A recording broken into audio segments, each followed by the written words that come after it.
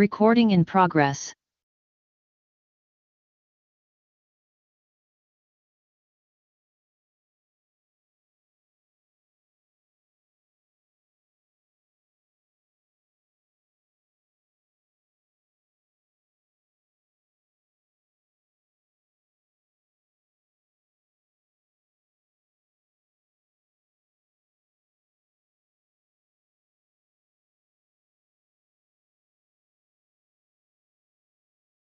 Recording stopped.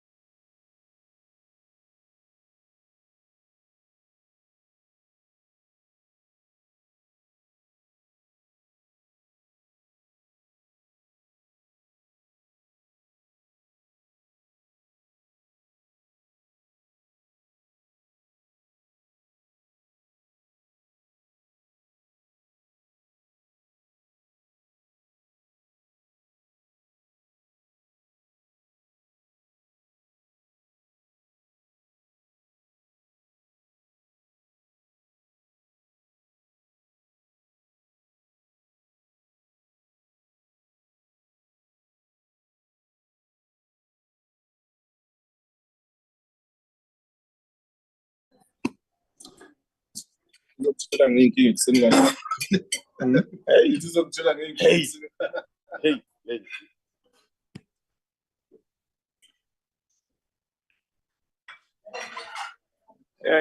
When you are done, I don't know if they will allow you to bring them outside. Yeah.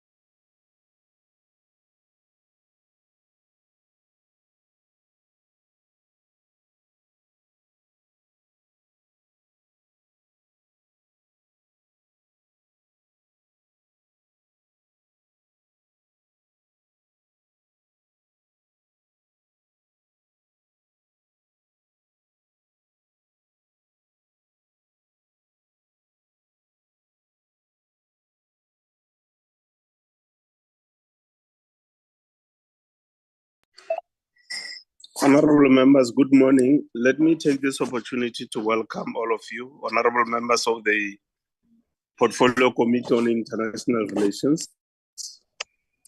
Welcome our staff from the Portfolio Committee, and also welcome all our guests who are going to be joining us today.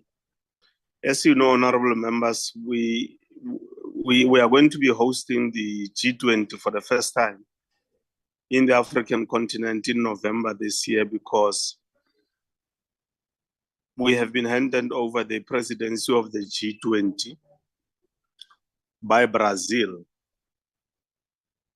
in December. So the South Africa will be handing over to the US in December this year.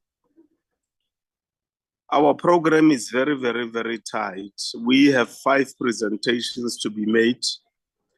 And after every presentation, there's going to be some discussions for members to clarify themselves on certain issues, to ask questions, so that we are in the same wavelength of understanding in as far as these matters of the G20 are concerned. What we will do so that we save time, now, if you can just introduce those who are going to be heading the presentations, and as soon as they themselves make the presentations, they will then introduce their teams. So now what you are going to do is just to say who is here in terms of the leaders of the teams. We have about 5 presentations to be made, and we have to be done by 1 o'clock. There is debates in Parliament at 2 o'clock, and members have to be physical in the House. So if we are able to finish around 12:30, it will be better to provide member space to have lunch, but also to be able to travel to Parliament. Otherwise, you are welcome, everybody on this platform. As I said, we are the Portfolio Committee of Parliament on International Relations and Cooperation.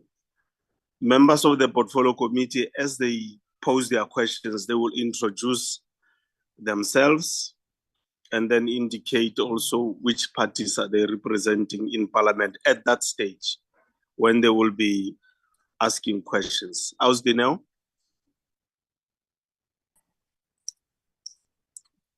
Good morning, Chairperson, and good morning to honorable members and also to our guests today. Chairperson, we have 5 presenters today. The first one, according to the program, will be the Think Tanks 20, which is the T20. It's led by Dr. Philani Mthembu. The second one is Women 20, which is led by Professor Nania Bola Mula and her team. The third presentation will be from Business 20, which is led by Mr. Kulegani Mate and his team. The fourth presentation chairperson will be from Labour 20, which is led by Mr. Matthew Parks. And the fifth presentation chairperson will be from civil society, Civil 20, C20, which will be led by Mr. Tulani Sefuda and his team. Thank you, Chairperson.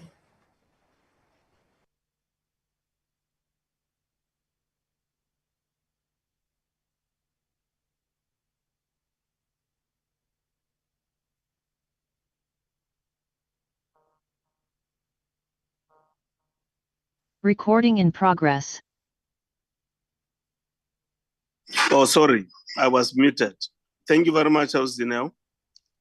Ndatem Tembu, I'm now handing over to you from Think Tank 20.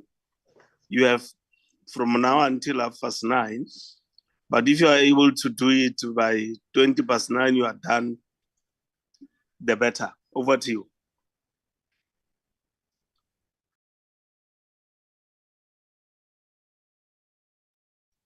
Thank you, Chair.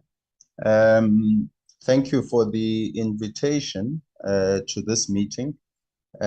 What I will do, Chair, I think I will definitely be look to be done by 9:20, 9:15, 9:20. Essentially, what I will do is give a overview of some of the preparations from the T20, where this engagement group currently sits, what are some of the priorities, but then also looking slightly ahead at the year to come. Just a bit of background. That much harder to... Just a bit of background. So the T20 engagement group was essentially established during the Mexican. Sorry, Ndatem Tembu. Sometimes I just... If we can just request Mutaung F to mute. Mutaung F. Yeah, proceed in Ndatem Tembu. Thank you, Chair. So essentially, the T20 as an engagement group was established during the Mexican G20 presidency in 2012.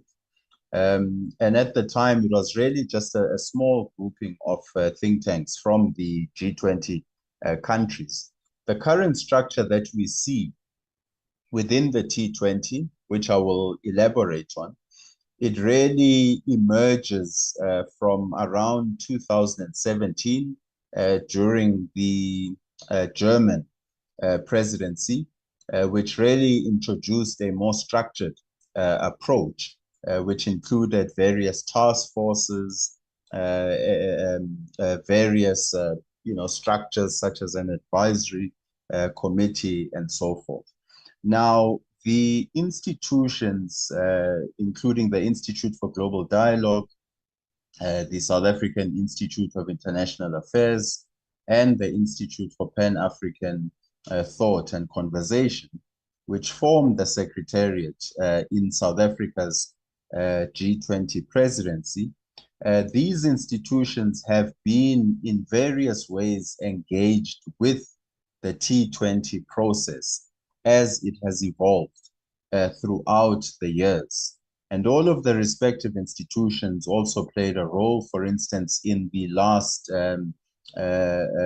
few G20 presidencies that were led by countries of the Global South. So whether it was Indonesia, whether it was India or Brazil, the respective institutions have all played roles, whether as co-chairing various task forces, being involved in the advisory committee, but also engaging with some of the other engagement groups, whether it's civil society, business, or the think tanks, for instance. So these essentially, I think, it's been good, I think, for this engagement group, because we have been able to be privy to various handover processes in these last few G20 presidencies. Of course, the most recent one being the Brazilian G20 presidency, where the respective institutions played a key role also and were involved in quite a productive handover process from the Brazilians. So the Brazilians were able to give us some insight into some of the challenges they faced, but also into some of the achievements and also into some of the methodological innovations that were presented. If we go back to the Brazilians, they had about 6 task forces. So if we just think about the T20 as an engagement group, you have the Secretariat, which in this case includes 3 think tanks from South Africa. You also have an advisory committee, an international advisory committee, which essentially includes institutions from South Africa, some who have been also actively working on the T20 under different presidencies, but also some newer institutions to open it up and be as inclusive as possible. The advisory committee also includes institutions from within the African continent in order to ensure that, especially with the African Union formally being a full member of the G20, that that South Africa's G20 presidency would find expression. We have also included have you been to a shooting range yet? Lubabalo, can you help us with If when you're at the shooting range, Honorable Sambuta? If Lubabalo, if you can just help us for people who are not speaking to mute their mics. We also have Mapana William,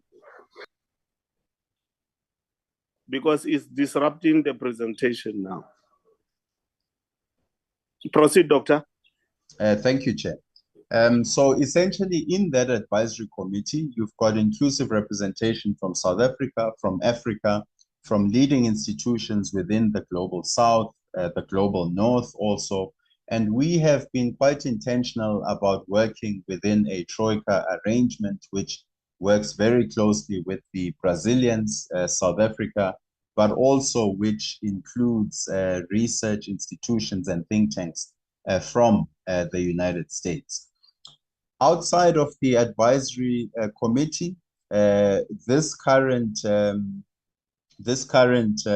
T20 has arranged itself essentially around 5 leading task forces. Some of those task forces include topical areas such as trade and investment. They include areas such as solidarity to achieve the sustainable development goals, digital transformation. We also working quite closely on climate change and the just energy transition. And then also lastly on financing for sustainable development. Now, all of these 5 task forces have been assembled. They all have been assembled with lead co-chairs. The lead co-chairs, each of the task forces have essentially a minimum of at least 3 lead co-chairs. The lead co-chairs are drawn from South African experts, 1 from an African institution, and then 1 from the G20 ecosystem. So that is essentially how each of those 5 task forces are assembled. Within or working with those co-chairs, we have also assigned subtopic leads. And the subtopic leads are also experts that have been assembled within the expert community within the G20 countries. And that has essentially been done. The task forces have started their work. They've started their work in terms of reviewing abstracts, policy briefs that are submitted into the T20, and that would form part of the recommendations taken to the G20, but also to some of the other engagement groups. What we've also done, Chair, is that the website of the T20 engagement group has been up and running since December. Since December, in fact, since January, we've also disseminated a call for abstract. So essentially the modus operandi of the T20, much of the focus is on drawing up policy briefs that would be used to engage with the various engagement groups, but also with the Sherpa track and with the finance track. From your heart and asking God to change your heart. That's what worship is. You're here for clap and dance, and that celebration is also to just unmute. So I agree with you. I mean, that's exactly what we said, is that we are taking back parts of the sector that have been redefined by our morality. Yeah. So yeah. Anyway. These are good days. I think if we get it right, it'll be. If we get it wrong, the consequences are profound. Because I think we will soon enter a universe where. You know, like I'll give you a one. I read an interesting thing. Please mute himself. Japan is now incentivizing. So if you go out on a. Thank you very much for that.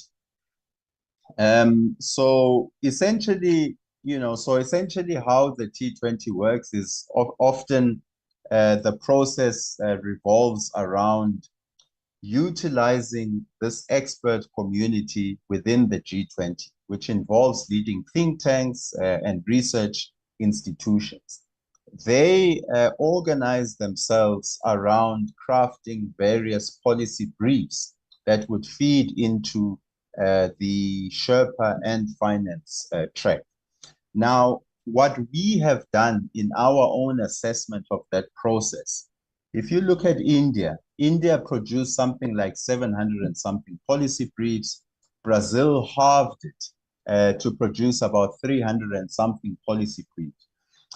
Through the various handover processes and engagements we've had with previous secretariats of the T20, it was quite clear that there was a growing awareness and interest to reduce the quantity of policy briefs whilst you increase the quality of engagement between the T20 and some of the other engagement groups.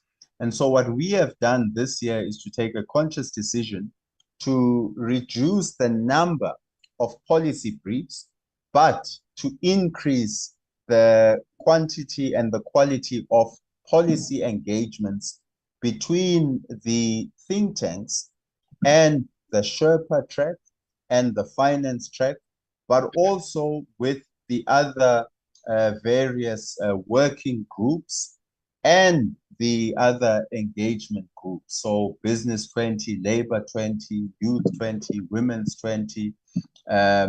We really want to ensure that we are, as a think tank landscape, are engaging and building bridges between the various engagement groups. And so that is how, Chair, we have organized ourselves.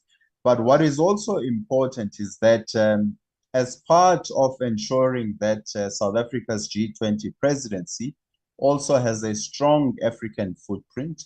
Yes, we've included African institutions in the advisory committee. Yes, they've been included in the as lead co-chairs of the different task forces. However, we've gone a step further to essentially organize what will be a high-level dialogue that will be held in Addis Ababa working with our Pan-African institutions, the African Union, working with the African Development Bank, and also the likes of the AU NEPAD.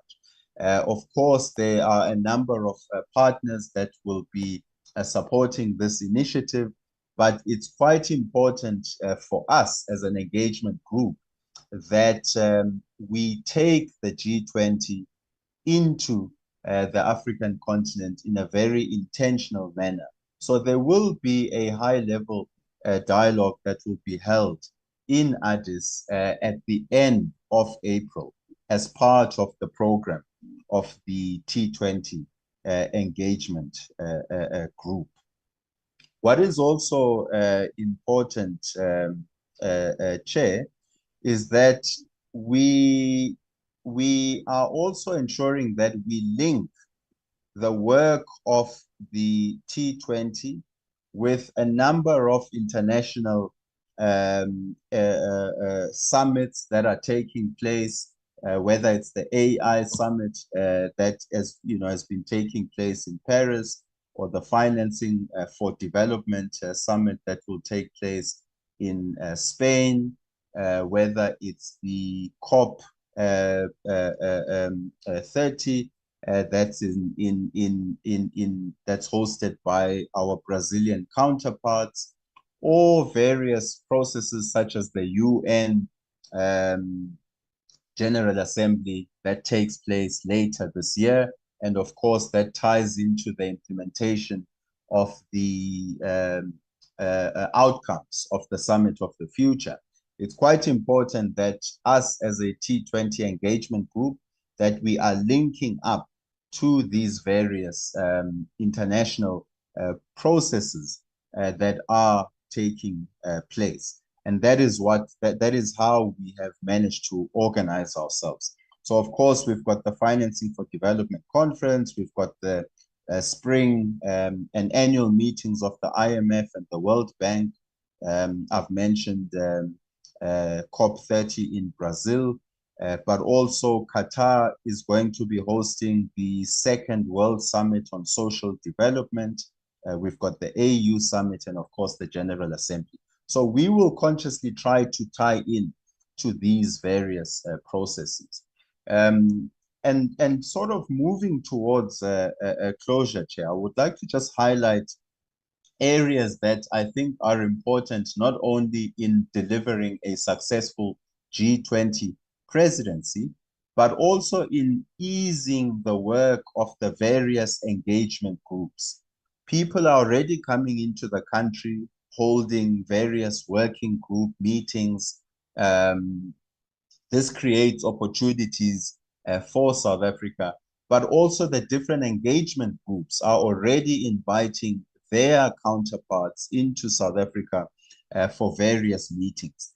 In our experience, what we noticed, both especially in Brazil, but also in India, is we saw a very hands-on approach by various government departments to ease the visa process for visitors that are coming to official G20 related meetings. This could be the Sherpa meetings, the finance track meetings, the working group meetings, but also the various meetings of the engagement groups. And especially taking into account that we are trying to ensure that this G20 presidency is inclusive and proactively involves the African continent.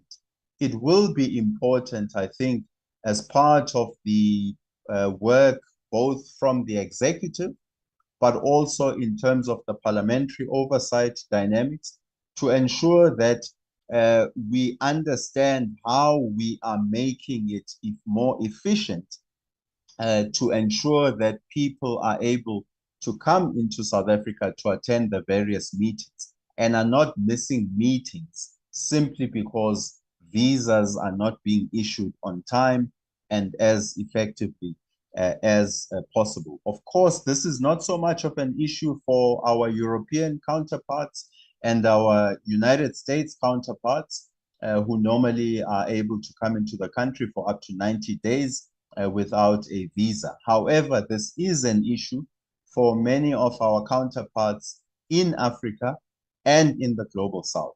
And I think this is an opportune moment. We've seen some of the innovations taking place at Home Affairs, also supported by the Department of International Relations and Cooperation. And having schemes such as your e-visas, such as G20 e-visas, becomes quite important in facilitating the movement of people to ensure that this G20 presidency is inclusive as possible and is not only giving out visas effectively for those who already have access to South Africa. So facilitation of movement is going to become quite important. But also what is also going to become important is the resource mobilization, Chair. We know that the Department of International Relations have set up a process to try and get the private sector to contribute towards the success of the G20. And we know that specifically as a T20 engagement group, what we have done in order to get the work going, we have reallocated our own budgets and reallocated them towards the work of the T20. So we have seconded personnel from our respective institutions. We have, when needed, we have hired more staff, but that is essentially a reallocation of our existing budgets. It's going to also be important to understand to what degree the resource mobilization effort by government is yielding results, but also to what extent that resource mobilization effort is able to support the work of the various engagement groups going forward. So that is something that is going to be quite important. And then the last point, Chair, is just to give a brief overview of some of the deliverables. So obviously, as a T20 engagement group, our work has started. We've already had an induction workshop with the various co-chairs and the topic co-leads from the G20 research institutions. We have already put out a call for abstracts, which its deadline was the 10th of February. So abstracts that would lead to policy briefs have been submitted. We are currently evaluating those submissions, and we will then notify accepted abstracts by the 3rd of March. We will then move on to the process of crafting policy briefs, and that will be from essentially a deadline of the 24th of March. Where authors would submit. We will then evaluate those policy briefs until around the 16th of April, and by the 25th of April, authors will be notified of whether their policy briefs have been accepted. It's important that these policy briefs are collaborative. So these are not single-authored policy briefs. You would normally have institutions from the Global South working with institutions from the Global North. You would also have a gender balance within the writing team of those policy briefs. So final policy briefs, we expect them to be ready by the 9th of May. And we expect that at least in June, we will be hosting our midterm conference. We will be hosting, of course, in March, our inception workshop as a T20 engagement group. And then in June, we will host the midterm conference on the 24th and the 25th of June.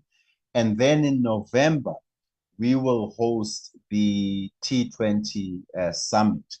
It's also important to note that we will be handing over a communique in June during that midterm conference. We will be handing it over to the Sherpas so that the Sherpas have sufficient time to look at the policy recommendations that are coming from the T20 engagement group. And Chair, I'm noting that it is now 25 past, so I will stop right there, noting that there will still be a discussion and that I am joined with colleagues from the respective institutions who will be able to also highlight certain areas if I have missed them. Thank you, Chair. Thank you very much, Dr. Mthembu. Are you going to be leaving now? I just want to check. No, Chair. I'm around, Chair. Okay.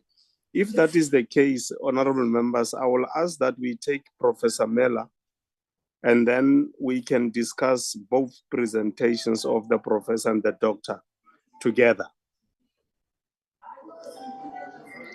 Professor Mela.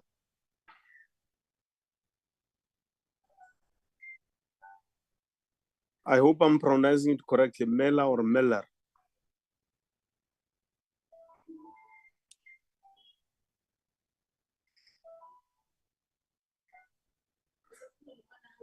My apologies, Chair. Sorry. I'm looking for my screen and trying to unmute at the same time. Don't worry.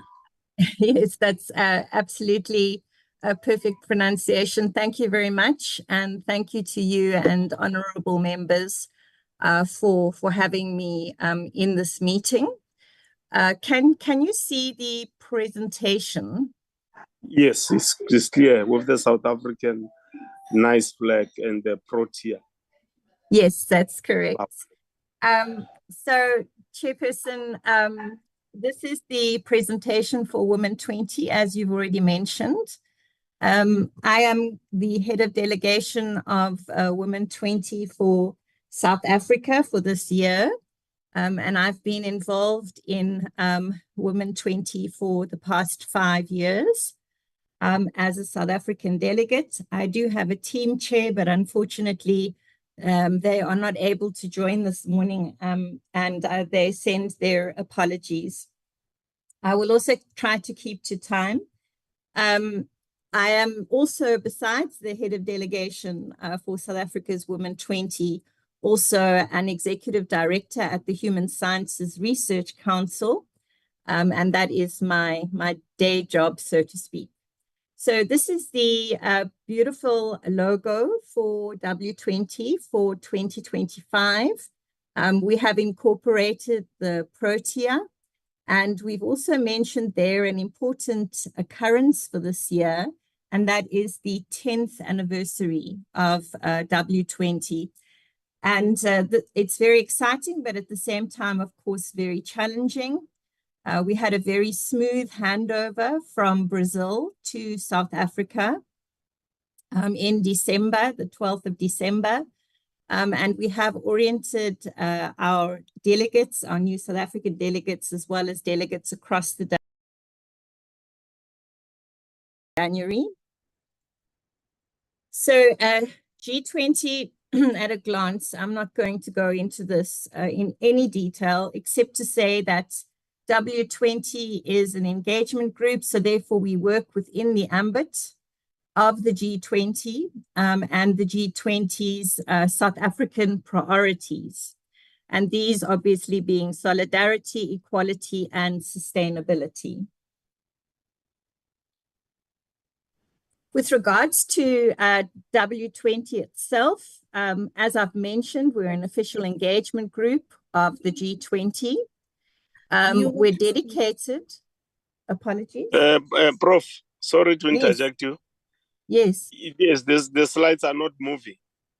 Oh dear. We are still on the cover page.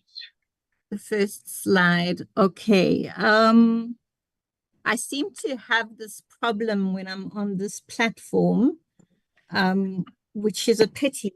Let me try something. Is it moving now? No. No. I did send my presentation. We'll take notes. Okay. We also got the presentation, and if we get it right, it will be okay. Okay. I do apologize for that.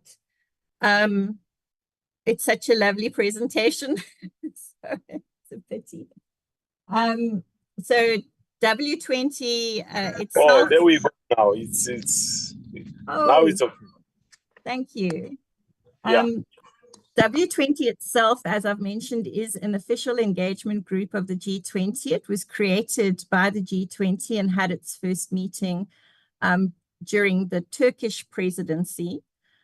We are dedicated to gender equality and women's economic empowerment. And of course, I believe that this is really important for South Africa currently, as it wasn't important before. Of course it was, but we are in a situation where I think issues of women's rights need to come to the forefront.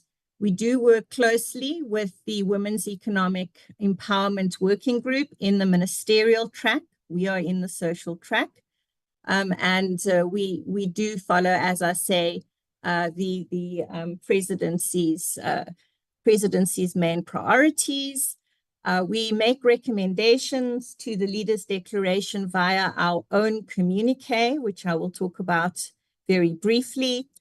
And we work towards the attainment of the Sustainable Development Goals, in particular Sustainable Development Goal 5, but also Sustainable Development Goal 13, which deals with climate change. As mentioned, we're celebrating 10 years during this presidency, and our themes are based on the value, or our theme is based on the value of Ubuntu, I am because you are. Women in solidarity towards sustainable socioeconomic development.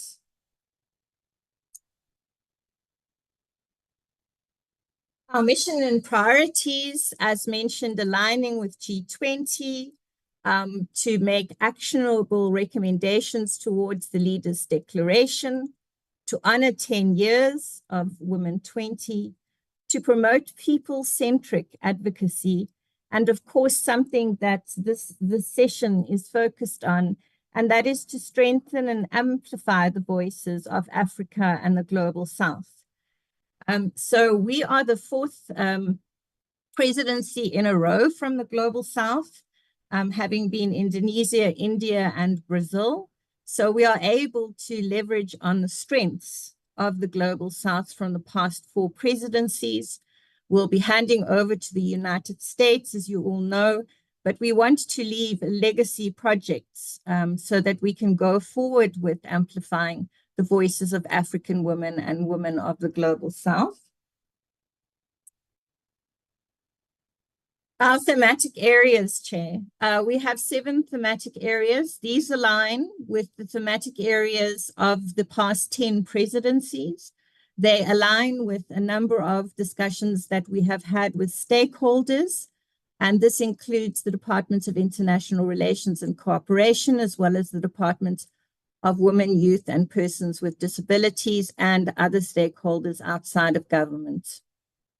Our first sub-theme is financial inclusion and entrepreneurship, which is also a focus of the ministerial track. The second one is the care economy, again, a focus of the ministerial track. The other one of our topics that is aligned with the ministerial track is gender-based violence and femicide. We have other topics that have been deemed to be important to discuss in the context of women, equality and economic empowerment, and that is climate justice and the environment, health equity for women and girls, as well as women, land, and agriculture. Our underlying and cross-cutting, if I can call them that, themes are Africa, as I've mentioned, together with the Global South, but also, importantly, persons with disabilities.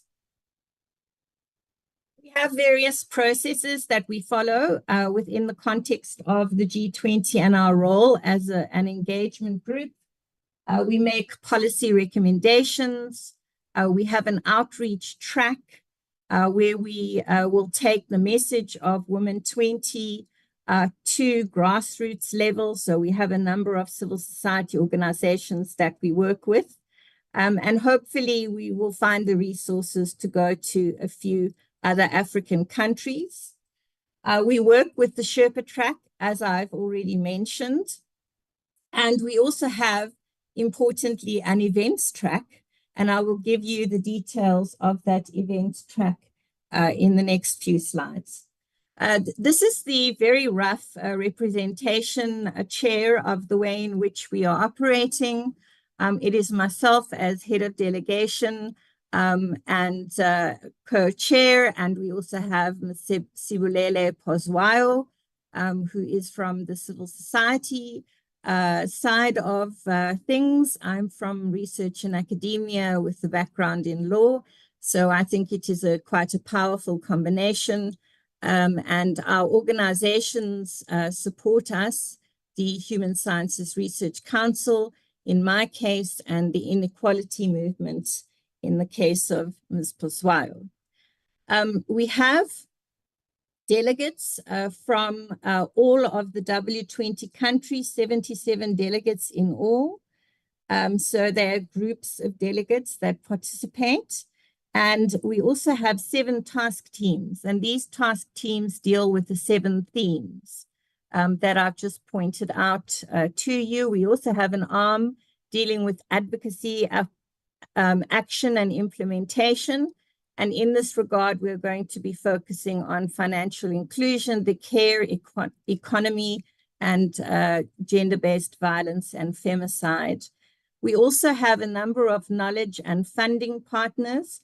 We have, unfortunately or fortunately, far more knowledge partners than we have funding partners, but we are looking towards sponsorships.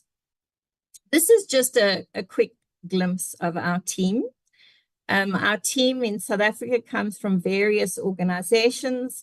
We are all volunteers. We come from research, academia, business, civil society.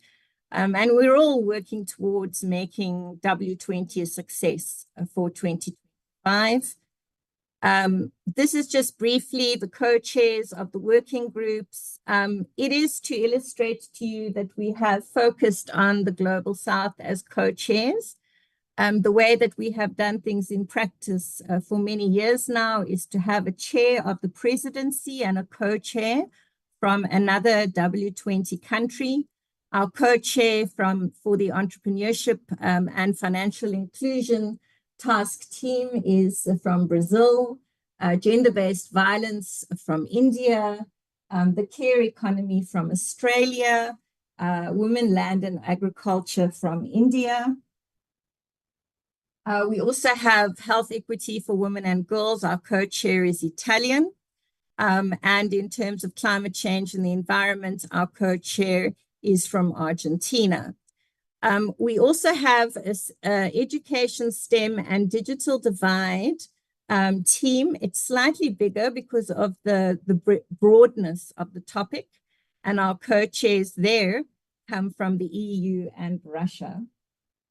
I'm happy to say that we all work very well together. We also have a team that's dealing with our 10-year anniversary. The way that this team was chosen was really looking at people who have been involved in W20 for a number of years, who have been really outstanding leaders. We have a governance task team where we're looking at how we can actually ensure continuity for Women 20 going forward. And then we have a communique writing task team, and that consists of the Troika. The Troika work very closely together, and that would be South Africa, Brazil, and our 2 co-chairs from the United States. This is just some dates, Chair and honorable members. We're having our launch on the 26th of February, and we're hoping very much that you would be able to join us either in person or online. And I'll give you a few details. We'll also be represented at the United Nations Convention on the Status of Women and Beijing Plus, which is happening in New York. It's a 2-week event. We will be there in the first week, Chair, and we have a number of meetings lined up that are co-hosted by Women 20 South Africa, and these include co-hosting with Italy, co-hosting with the European Union, with Turkey, and with a number of other organizations. Our inception meeting is set down for the 21st to the 22nd of May. We have looked at the G20 calendar generally and tried to fit in our dates to what the calendar looks like. It is very busy. We then have the big event, and that is W20 South Africa Summit from the 12th to the 14th of October. This is the culmination of all the work that the task teams will be doing, and we will then submit our communique, hopefully to the Sherpa, at this summit, and then we will lobby for our recommendations to be included in the Leaders' Declaration. We're also aware that Social 20 is taking place at the end of November, and then the culmination being the Leaders' Summit also in November. This is just an invitation to the launch. It's just a picture. We'll be having it at the National Research Foundation in Pretoria on the 26th of February. It is a hybrid meeting, but of course, the more people who are indeed present, the better. And we've been informed by our liaisons in parliaments that, in fact, parliaments may very well be represented there in person. This is an example of an invitation of one of our meetings in New York. The topic is the role of W20 in the context of a global backlash, and we are co-hosting that with the Global Summit of Women. As mentioned, there are a number of other events, but I don't have time to deal with all of them. Very briefly, this is just our work plan, so I'm not going to go into any detail there. It just shows you that we have regular meetings. Of course, there are meetings in between here for the task teams. Our inception meeting, as I have mentioned.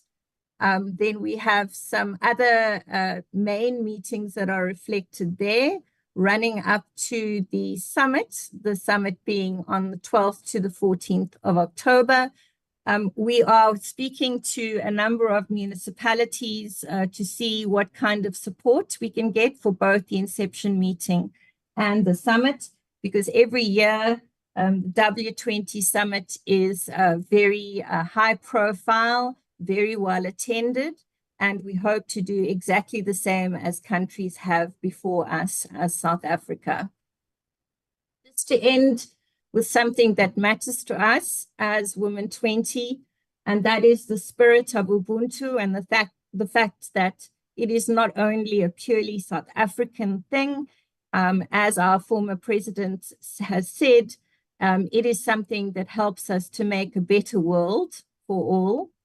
And then lastly, our website address is indicated at the bottom of this slide. The website you're welcome to visit. It has a lot of information about us, as well as the history of Women 20.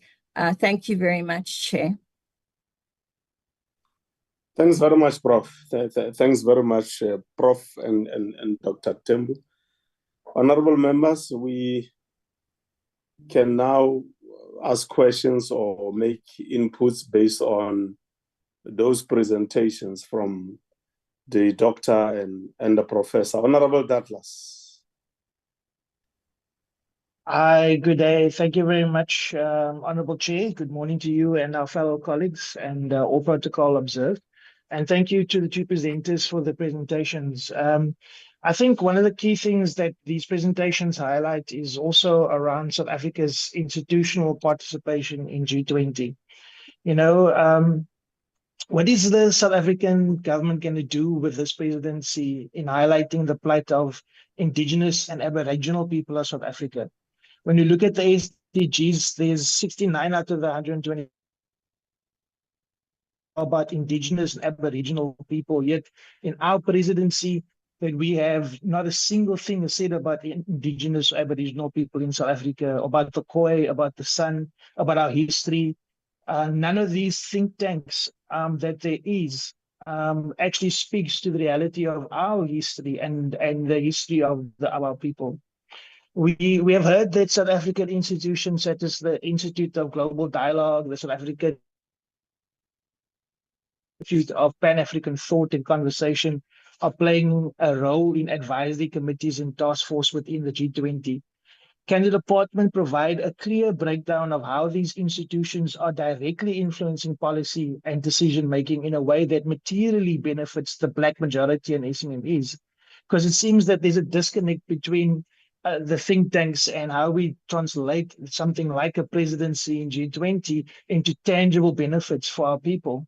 And that again speaks to things like what kind of economic instances of benefit is there for our people, and how does what those think tanks are doing, how does their input lead to policy shifts that improve access to capital, for instance, or trade opportunities, or economic benefits for historically disadvantaged South Africans?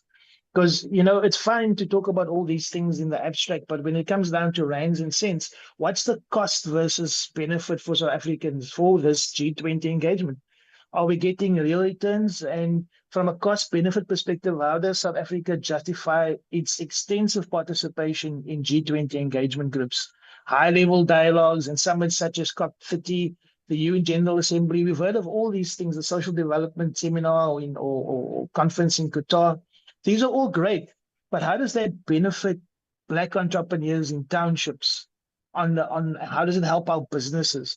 And I think that that we need some financial data on the cost versus the benefit of participating and of this presidency, because for us, we want to get good bang for our buck. And is this just soft diplomacy with no real impact, or is there going to be a transformative, sustainable impact for our people? When you look at the task force and their policy briefs, who is truly benefiting? The 5 leading task forces on trade and investment, SDGs, digital transformation, climate change, and sustainable finance are being promoted as a way to influence global policy. And that was from the presenters themselves. However, history has shown that such initiatives often reinforce existing global economic structures that South Africans, Khoisan South Africans, Indian South Africans from meaningful participation. The usual Black business doesn't get access to these opportunities. The trade deals on the sidelines of the G20 usually goes to the large established white-owned companies that have historically been advantaged by the fact that they own the mining licenses and land illegally and agricultural land illegally, therefore they trading. But it doesn't benefit the rest of us, the majority of us that are poor and landless and do not have the economy. So how will South Africa ensure that these task forces result in direct financial and business opportunities for historically disadvantaged communities? And then we want to also see more Black industrialists on the front line with the G20 presidency. The G20 process is being driven by think tanks, advisory committees, and engagement groups, but do they reflect who the majority of South Africans are, or are they just academics? Where's the representation of Black industrialists, emerging Black farmers, and township-based entrepreneurs in these high-level discussions? Where's the tourism-based companies that aren't getting access to the markets? We need to prioritize our people that have real lived experiences, that are also academics. They can also be part of these think tanks. And we need to make sure that we have Black-owned businesses and local SMEs at the center of economic diplomacy, not just on the sidelines anymore. And when we look at youth and women in business engagement, again, what are the real outcomes? We hear a lot about Youth 20, Business 20, Women 20, and various engagement forums, but there's little evidence that these players are creating jobs, business opportunities, or reducing economic inequality for the majority of South Africans and for women and youth in particular, and people with disabilities. Can the department provide specific examples of how South Africa's engagement in these think tanks and groups has led to measurable improvements in employment, business ownership, and economic access for Black youth, women, and small business owners. So, you know, we can talk a lot, Mr. Chair, in abstract, but we have a real problem. We have a crisis levels and a debt to GDP that exceeds 74%.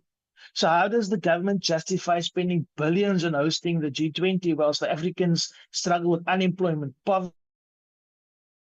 How does DIRCO intend to prevent this presidency from becoming another vanity project with no lasting impact for ordinary citizens? So, Mr. Chair, I think I want to give some of the other members an opportunity to answer some of these things. But we really need to find out how much of this budget of the G20 is really being allocated to local businesses and township entrepreneurs. And if it's just going to be Western-owned and white-owned tourism companies, hotels, restaurants, security companies that are going to benefit from this. Thank you, Mr. Chair. Thank you, Honorable Douglas. Some of the questions are overlapping to the next presentation by Ntate Mathe on Business 20. So if you can start noting them, Ntate Mathe. Honorable Smith, opportunity is yours now. Thank you very much, Chair. For the presenters, I'm Ryan Smith. I'm a member from the Democratic Alliance, and I just want to thank the speakers for the very interesting presentations that were delivered this morning.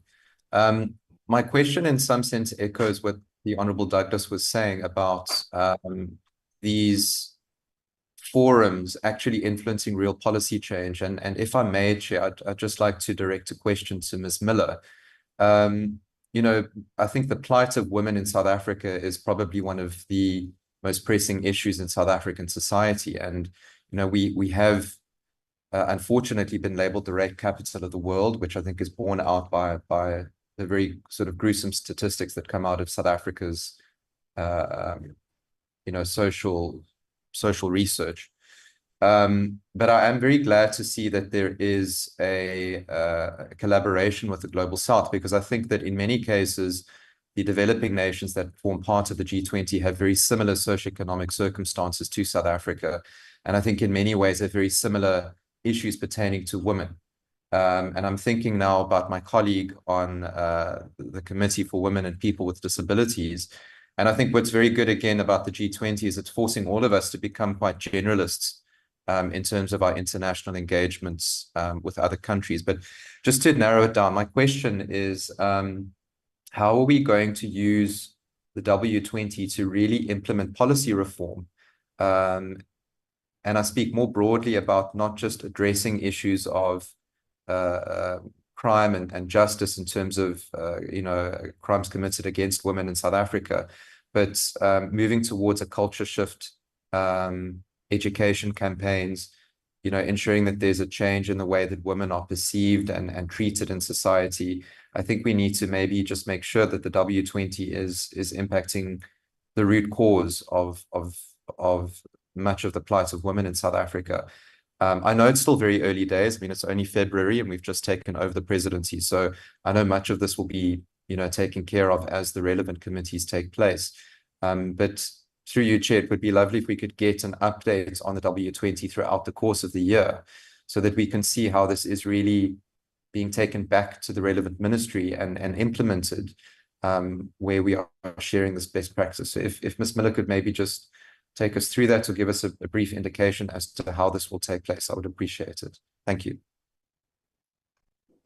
Thank you very much, Honorable Smith. Honorable Mhlongo. As you know, honorable members, Honorable Montwedi is now replaced by Honorable Mhlongo, if I'm not wrong, in the committee. Honorable Mhlongo. Thank you, Chair. I'm Honorable Mhlongo from the Economic Freedom Fighters, and you are correct about the replacement. I come here to be a member replacing Honorable Montwedi. Chair, my contribution first or questions go to Women 20.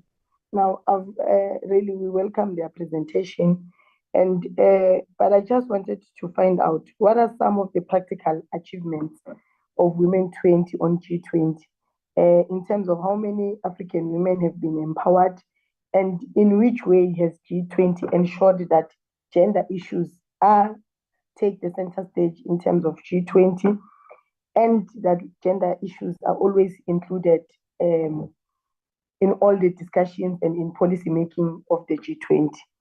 Now, with the issue of civil societies that they work with to have outreach programs in the communities, what are the specific programs that they do have in these communities, and do they have outreach programs in rural areas and in townships? In what terms do they benefit these programs of Women 20 benefit young women in the African continent? I've seen even in their coaches and their different task forces and committees, majority of the women I see there, it's old women, not any young women who are included. So in what sense do they then include young women to participate in G20? And when they do participate, in what sense do they participate? Then the presentation on the think tank, just want to understand to what extent does the tourism sector get to benefit from this? When I speak about tourism sector, when you host this G20 summit, it's going to be in Johannesburg. For obvious reasons, majority or the delegates are going to be sleeping in Sentin and stuff. How then do we then take this summit and ensure that we benefit local establishments? We take the delegates to go and use lodges, bread and breakfast, and hotels in the townships in Soweto. And when you the women when you host even the summit that is going to be held now in Tshwane, how then do you ensure that women in the townships of Tshwane, women in Winterfell, in Mabopane, get to directly be involved, and young people in general, and entrepreneurs in the townships of the hosting cities get to directly benefit and participate in G20 Summit and leave a long-lasting legacy, not only for the well-established businesses that we know in the cities, but also to leave a long-lasting legacy for the upcoming entrepreneurs in the townships and in the villages. Lastly, we'll be hosting the G20 Summit for the first time in Africa. I've heard the presentations that will be a high-level dialogue that will be held in Addis, I think by end of April this year.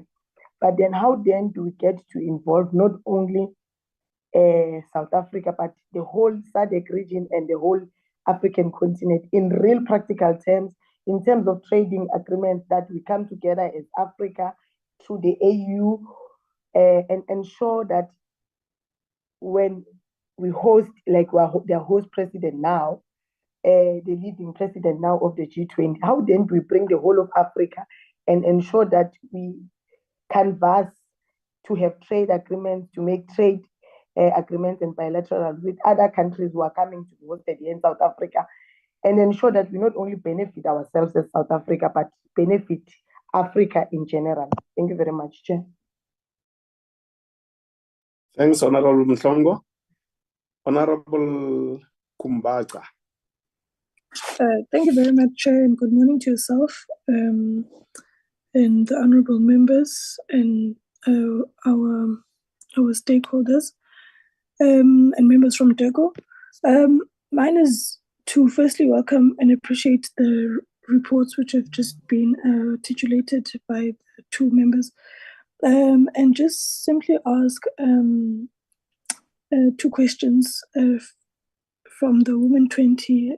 I just want to know if there are any new policy areas the Women 20 is focusing on or hoping to focus on to address emerging gender issues globally and also at a domestic level. And also, are there any mechanisms which exist within Women 20 to ensure a diverse representation of women from different backgrounds, which I think has been asked by previous members? And also in the T20, actually, I wanted to check if there's any prospect roles they want to play in shaping future global governance, or are there plans in place not to only focus on the immediate and probably like 10 years, but just shaping and just trying to shift our global governance? Is there any role they're willing to play when it comes to that? Thanks, Chair. Thanks, Honorable Kumbacha. Ntate Moel.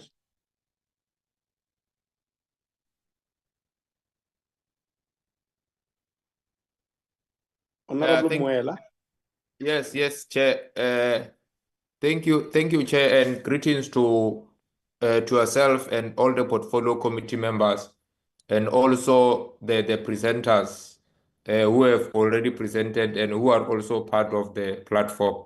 Let me also join my colleagues by acknowledging the fact that the concept G20 itself seeks to touch all sectors of our society and all the motive forces of the revolution. I'm saying so because I've seen that almost all sectors are part and parcel of ensuring that they impact their sectors like the women, youth, business, and most importantly the thinking tanks who are giving us more perspective in terms of how the G20 can move and what will be the impact, consequences, and so forth in terms of the transition and how we're moving forward. So my question it is based is based on the presentation by Dr. Mthembu, most particularly on the issue of the thinking tanks, because I just want to know, Dr. Mthembu, that if we've got two independent sovereign countries who are part or signatory to G20, and they partially impose sanctions to one another, could this affect or impact the G20 as an institution, or will there be any consequences which will be made to those who can decide either to boycott or to alienate their participation in this process of G20?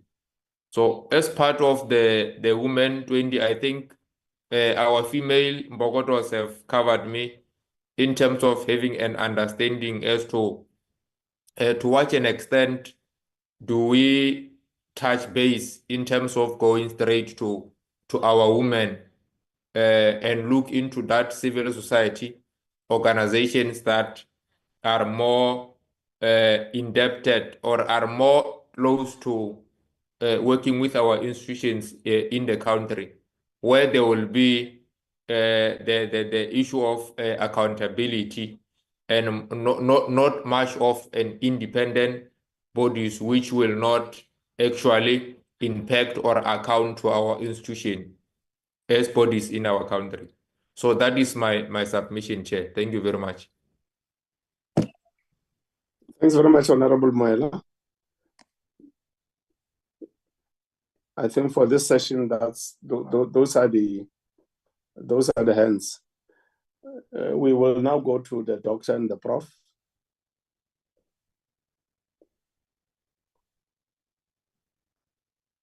Thank you, Chair.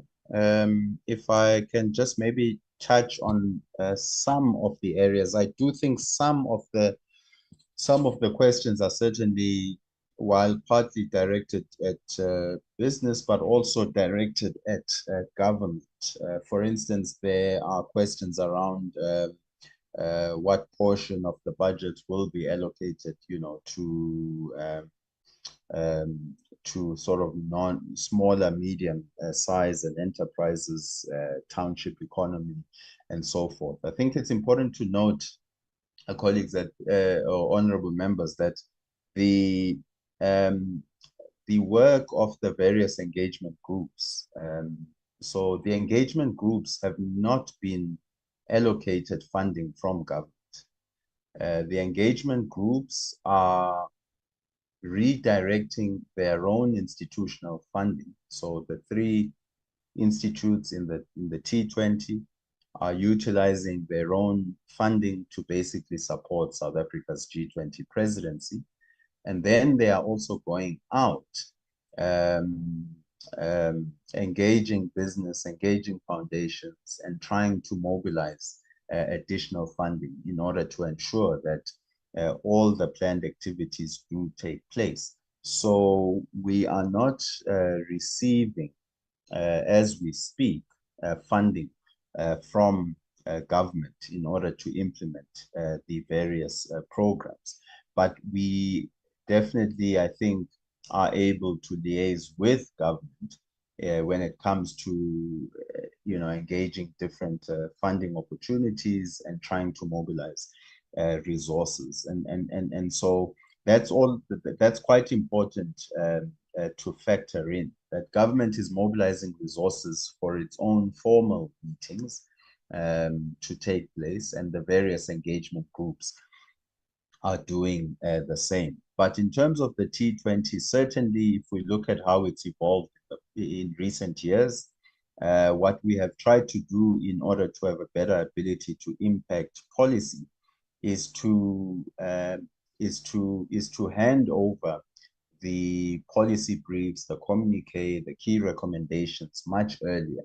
So what we are doing is to have more intense discussions between the think tanks and the research organizations and the various working groups and the Sherpa and finance track. Because if you start engaging them too late, you will find that most of their discussions have taken place, and it becomes more difficult to shape the policies and the communiques that are coming out. And that is why, as part of our work, we've reduced the number of policy briefs, but are increasing the number of informal and formal engagements between the think tanks and experts in the various policy areas that are aligned with South Africa's priorities. And so this becomes quite important. One of the key reasons that South Africa did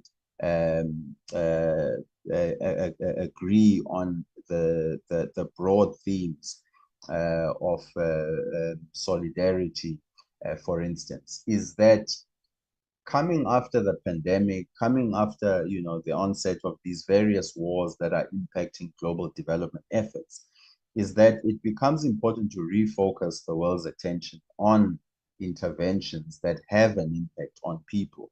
And part of the solidarity dimension of South Africa's presidency is exactly to take the presidency to non-conventional spaces. So whether it's about ensuring that the policy discussions that are taking place focus on inclusivity, focus on alleviating poverty, focus on rural development, township economy. This is precisely why South Africa has chosen to focus on these priority areas. But it then becomes imperative that the engagement groups also try to ensure that they support those imperatives. So for instance, when the T20 hosts its meetings, when it hosts its various delegations throughout the world, it becomes important to have cultural programs that take people into some of those, for instance, ways that they could contribute to the township economy, to small and medium enterprises. It becomes important that that becomes an intentional thing. So when we look at areas, the various task forces, many of the policy recommendations are exactly about ensuring that policies have an impact on people on the ground. And part of our task as the research community is to ensure that those very areas that Honorable Douglas made mention of are actually addressed. So for instance, we've also had some engagements, Honorable Douglas mentioned, for instance, the role of heritage the role of indigenous people. We've had meetings, for instance, with the likes of the Cultural Working Group, who are trying to prioritize issues like heritage, how to ensure that heritage culture is used and enables the development of our countries at a national level, but also our regions at a regional level. So this becomes certainly very important, and I think the Cultural Working Group becomes important in that regard. However, heritage is something that is all-encompassing. So, for instance, all the delegations that are going to be coming into South Africa throughout the year, hosting meetings, it's important that from the time they walk out of the airport or they walk out of the aeroplane, that they experience our heritage as South Africa, but also our heritage and culture as Africa. And so it becomes very important as government to work in a coordinated manner to say, how do we enhance the experience of the delegates that are coming to ensure that indeed they are not just staying in a hotel in Sandton, but that they are also going out and benefiting the local economy, that there is inclusivity in terms of who benefits from their presence, and that tourism is one of the areas that have a very tangible benefit throughout South Africa's presidency. That is what would, I think, ensure that this does not just become a vanity project, as Honorable Douglas mentioned, but that the cost-benefit analysis is indeed showcasing tangible benefits to the South African economy. A lot of these meetings are not only happening in Johannesburg, they will be happening also in other parts of the country. So it becomes quite important that provincial and local governments become involved, that the ministries of tourism become involved, but that also the role of arts and culture is very intentional in ensuring that the experience of the delegates that are coming, because what we know is that many of the people who come will not only stay for the duration of those meetings, they will stay longer in the country. They may spend a few days longer, they may arrive a few days before those meetings take place. And many of them will be wanting to explore the country. So we do have to ensure certainly that this does not become a vanity project. And the last point just on this is that, when you talk about indigenous people, heritage, I mean, in some of our discussions with the Cultural Working Group, what they are also doing is they are trying to utilize traditional knowledge systems and try to understand how traditional knowledge systems have understood and implemented sort of environmental protections, what strategies they have in terms of tackling climate change, but also what support mechanisms they require. So I do think it's about elevating some of the areas that are, or initiatives that are taking place, and ensuring that they are not necessarily drowned out. There's definitely involvement in shaping global governance, institutions and infrastructure, and that's what Honorable Kumbatla raised.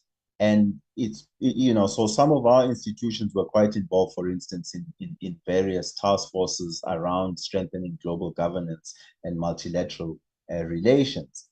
And we remain involved in that. It's one of the core areas that define our work, whether it's in trade and investment, whether it's looking at ensuring that African countries are benefiting from their critical minerals, are benefiting from their positioning within global value chains, which increase job opportunities at a local level, for instance. So if we look at some of the themes that South Africa has chosen, issues like critical minerals are not only important for digital transformation, they are also important for climate change and the just energy transition.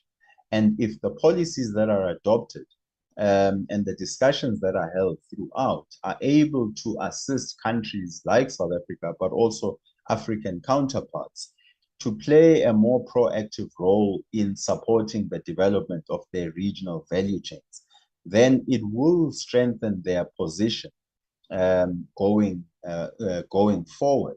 It would strengthen their positions in terms of job creation, in terms of ensuring that products are beneficiated closer to the source, rather than African countries exporting only raw materials.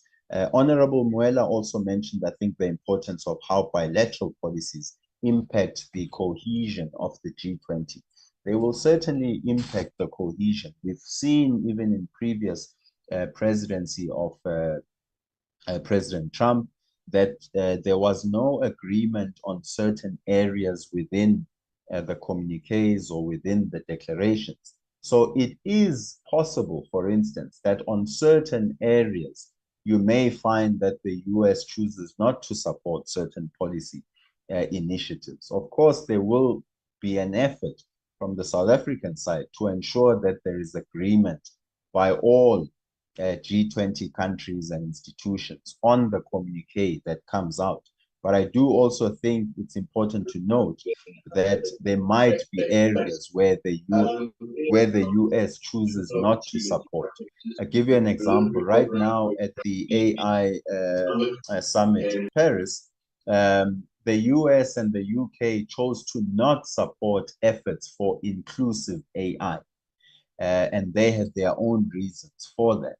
However, the other countries chose to go ahead and adopt a statement around the importance of inclusive AI.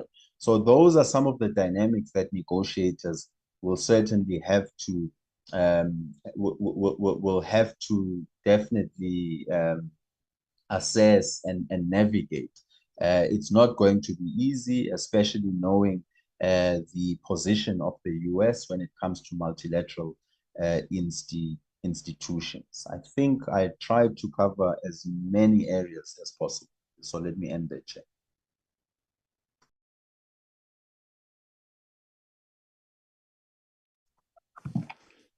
Prof, thank you, Doc. Thank you very much, Chair, for the opportunity and for the outstanding questions from members of the committee. As Comrade Pilani has mentioned, a lot of these questions are related more to government accountability around the impact of the G20, and in particular, how money is spent, how the budget is worked out, and so on.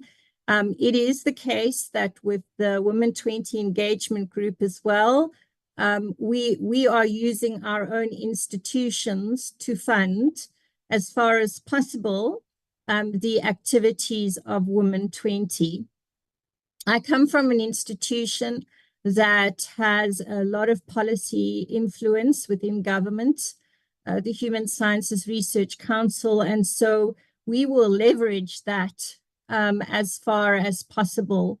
Our other delegates also come from different backgrounds, and they may not look young, but some of them are in their late 20s and early 30s. And I'll tell them to use better photographs next time. So we do have, as South African delegates, young women involved in what we are doing. There is a limit to what engagement groups can do, because we are not funded by government. We're independent. We're in the social track of G20, and government spending occurs via DIRCO in the ministerial track and in the financial track.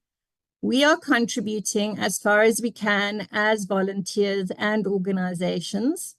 And so what we do is limited to a large extent by the support that we do or do not receive, either from government or from other sponsors. So we do make every effort to ensure that gender equality is understood in an intersectional way. And what this means is that we look at race, class, and gender.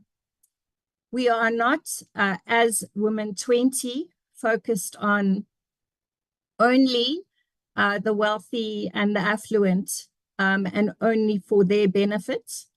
But we work, as I say, intersectionally, taking into account the triple burden, if I can call it that, of gender, race, and class. We do take into account the context of South Africa. How can we not? We have a constitution that was hard fought for.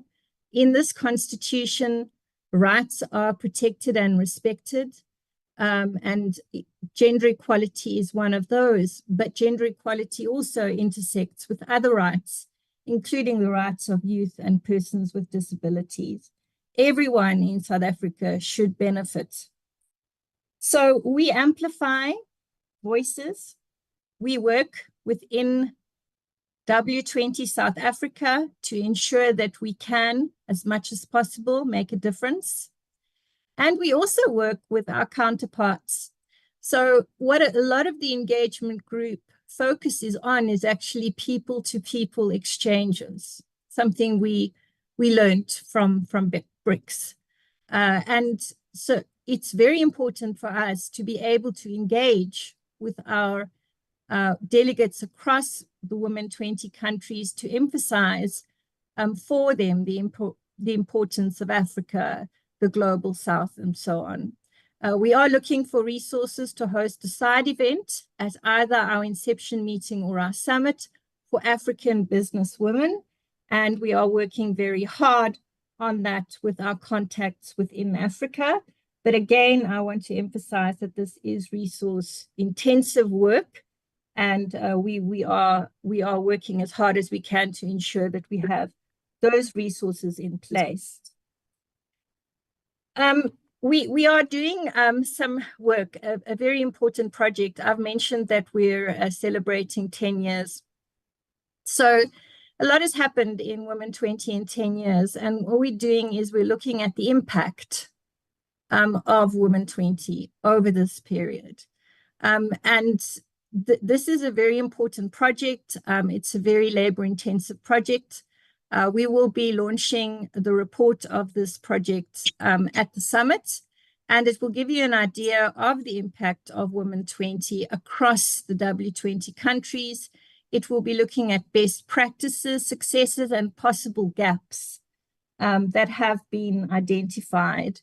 We do, as T20, work across the engagement groups, and we constantly engage with the ministerial, the finance track, and the Sherpa track to ensure that we are not isolated. Our focus on outreach is actually in the rural provinces, but again, we have to work with organizations, with universities, and so on to ensure that we have access to venues so that we can actually have effective outreach in the rural provinces. There was an interesting question about what new we can bring to the table as South Africa, and there certainly is a lot of new that we can bring. Something that hasn't been focused on a lot in the last 10 years has been women, land, and agriculture. So this is now something that is going to have an intense focus in terms of what we do. And this is obviously related to climate change and the effects of climate change on the livelihoods of women farmers and many, many different aspects of that. And we're also looking at how technology and AI can assist us in combating gender-based violence and femicide. It was indeed my organization that did the first national prevalence study on gender-based violence. And we see very clearly from the research that has been done that we have a serious and pressing problem in South Africa. And we have brought that to the attention of government.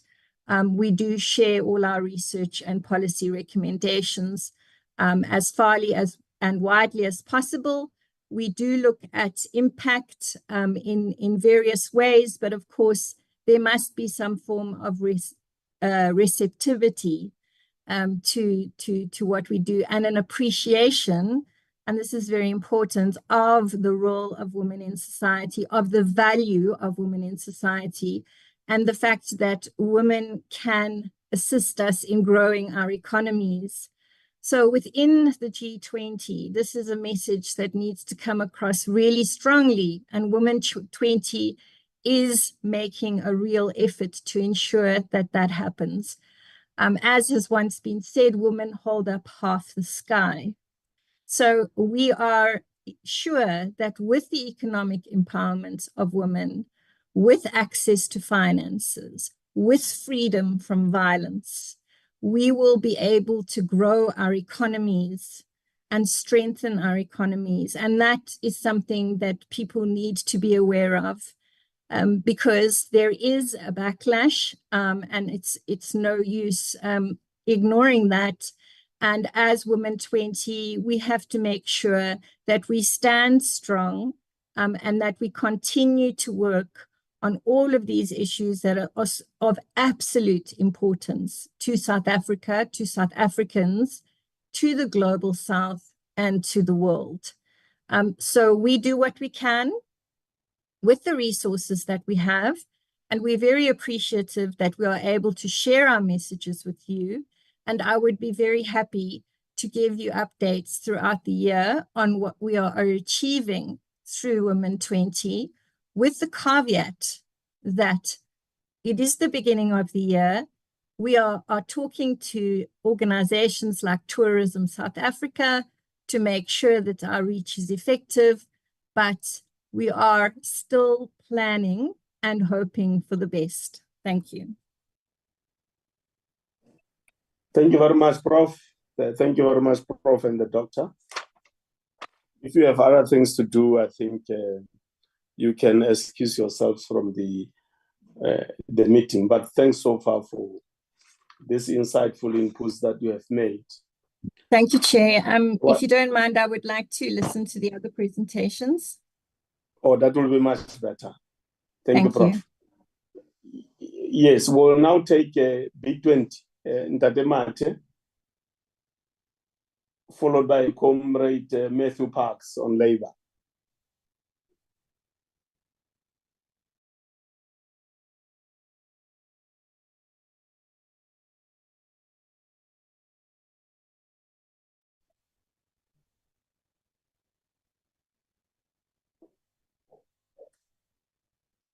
Ntate Mate.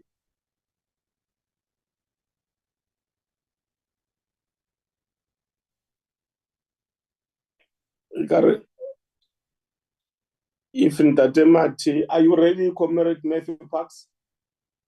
Morning, Chair, morning, members. Yes, I'm here. I'm ready if you need us to slot in. Yeah, if you are ready, you could come in now. B20 will come after you. You can proceed, Comrade Parks. Okay, no, thanks very much, Chair, members. Good morning. Let me see if I can share our presentation quickly. But no, thanks, Chair, to members for giving us some space as COSATU just to kind of give an update on behalf of organized labor, both in South Africa, but also our colleagues from across the world. I think we've been, quite involved in the Labour 20 stream of the G20 preparations. So let me just say, Comrade Chair, also Honourable Chair and Honourable members. So, in South Africa, we have 4 federations, COSATU, NACTU, FEDUSA, SAFTU. So we work as a team through NEDLAC, etc. COSATU is helping to kind of lead as the largest federation, and obviously working closely with our sister federations in other countries of G20 as well. In particular, our colleagues and comrades in Brazil who hosted it previously, and India before that, and then also our colleagues in the United States trade union movement as well. I think, Chair, from a political perspective, we view South Africa hosting the G20 this year as really an opportunity for the global South, for Africa, to push a progressive agenda which benefits workers, the working class, across the South and, of course, in Africa as well. We think, obviously, Chair, is a key and it's a strategic platform for us as Labour to contest, to see how to advance progressive policy initiatives, which can hopefully be binding upon other member states, which also can hopefully lead to, progressive global political decisions as well. And I think many of these issues would also, benefit business, would benefit communities, would benefit governments, society at large. And of course, we think there is an urgent need to tackle the issues of inequality, of poverty, to ensure job creation, to support sustainable development. Of course, a just transition which takes into account workers, value chains, host communities, and how to really help to build inclusive and equitable societies. And we saw there were some attacks on these themes, but we think these themes are common sense and that all sober persons would support these themes. So I'll just take you through some of kind of our efforts as COSATU and Organised Labour. Obviously we think, Chair, the G20 focal areas, we think they're fairly useful. With the issues that speak to us as workers and to the economy, etc., it speaks to business as well. The issues of the future of work, we can see the real change of the nature of work in South Africa in the last 5 years, last 10 years, with the fourth industrial revolution, artificial intelligence gathering pace, etc. We can also see, Chair, the impact of climate change, on communities in Mpumalanga. We can see the issues of water scarcity, of floods, etc. The issues of global health, pandemics, we all saw that. So, Chair, we think the kind of the precedent set by the last few summits, especially Brazil, India, have laid a positive platform that we hope we can build upon. In India, Chair, they really focused on the issues of rising debt levels, high inflation, depreciating local currencies, food insecurity, the impact of climate change. Those are all actually we are very familiar with in South Africa, often painfully so. Chair, colleagues in Brazil, who we work very closely with, we've also got a lot of similarities in terms of the socio-economic challenges that we have as a country. They also spoke quite progressively to issues of social inclusion, the fight against hunger and poverty, sustainable development, a just energy transition, and also, Chair, we think quite critically as well, things that we've raised collectively as South Africa for many years, how do you reform global governance institutions to really take into account the needs of the South and so forth. So we're hosting, I think for us, Chair, the L20 program is about how do we build upon this foundation, how do you try to accelerate, to deepen, to advance these gains. But really, I think as all members were saying in the earlier questions, how do you translate these into really concrete, substantial results for workers, for the developing world? So not just a talk shop. And obviously, Chair, we've had some discussions already since last year with our colleagues in the labor movement in the US, because they'll be the next host. I think that, Chair, that's quite critical, given the kind of current geopolitical distractions. But we've had good discussion with our comrades in the trade union movement in the US, who will be participating in the L20 processes, notwithstanding other political distractions. On the political economy, Chair, members, so, obviously, theoretically, G20 decisions are made by consensus, but implementation, as we know, is often a challenge, especially depending on the particular member states' political stances, etc. And we have seen difficulties in reaching consensus, especially given the very different socioeconomic developmental statuses of countries in the north versus those in the south. But we have seen some recent positive developments, which we think help on this journey, on the broadening participation, the inclusion of the South, inclusion of the African Union. We think Brazil's emphasis as well around civil society participation also is critical. Chair, we hope we can really build upon those, that we wouldn't see any reversal going down the road. And Chair, we think members are right to raise the issue of, is it just a fly in, fly out? We need to really see tangible results, especially for the South. And so we think, Chair, ensuring a meaningful, not just a tick box, but a meaningful participation by labor, by civil society, by business, that we're able to secure commitments that we can hold governments globally and domestically accountable, even for Parliament itself. How do we really transform major policy space into meaningful discussion, and how do we help them achieve concrete outcomes? But again, they got to benefit the worker on the ground. So if it doesn't benefit a worker in Bethlehem, or a farm worker in Dorans, then we need to see how to really improve that. So our participation as Labour Chair in the G20 is through the L20 stream. We started having discussions and engaged on it since last year. We worked to a significant extent through ITUC, that's International Trade Union Congress, which really brings together the majority of trade unions across the world, including the G20 member states. And we're obviously in preparation for South Africa's hosting it as well. We've had some engagements already last year on the L20 front in Brazil, just to kind of make sure there's continuity and we build upon those progressive foundations. And, Chair, traditionally, our role has been largely for L20, but also engagements with the Labour ministers, as well as to invite the colleagues from ILO, from OECD as well to our events, to also kind of help ensure they hear the views of organized labour, etc. But we think, Chair, it provides opportunity to engage governments in the L20, and not all the governments will be sympathetic as our government is towards the views of labour, of civil society. Yes, there'll be some like Brazil, which would be, and there'll also be others which would not have that progressive tradition. But we also have had, engagement with our Minister of Labour, Mrs. Meth, and also to kind of, link her to our colleagues in ITUC and the TUAC as well. So she also hears a broader organized labour's views across the globe as the host Minister of Labour. So we do have a variety of events as ourselves as L20. And of course, we're working with ITUC, we're working with our Department of Labour as well, to also try to help ensure synergy going forward. So Chair, we've supported South Africa's kind of themes of solidarity, inclusion, and sustainability. Those are themes which speak to working class communities, to workers. They're relevant to South Africa and Africa's circumstances, to the South. And obviously, the issues of hunger, poverty, of debt and development, of inclusion, of a just transition, not just in energy, Chair, but across the economic value chain, of sustainable financing development, reform of the international institutions, strengthening the WTO and other trade agreements, to really make sure they speak to fair labor practices, to decent work, the issues of how to manage the digital transition and the transition. And of course, there are all debates in South Africa about how do you exploit our critical minerals, beneficiation, creating jobs, value chains, etc. Sure, we've supported government's stance about placing Africa's development at the top of the agenda. But we do think we need to say, how do you really take account of the previous summit's decisions? Because you can't just have a talk shop.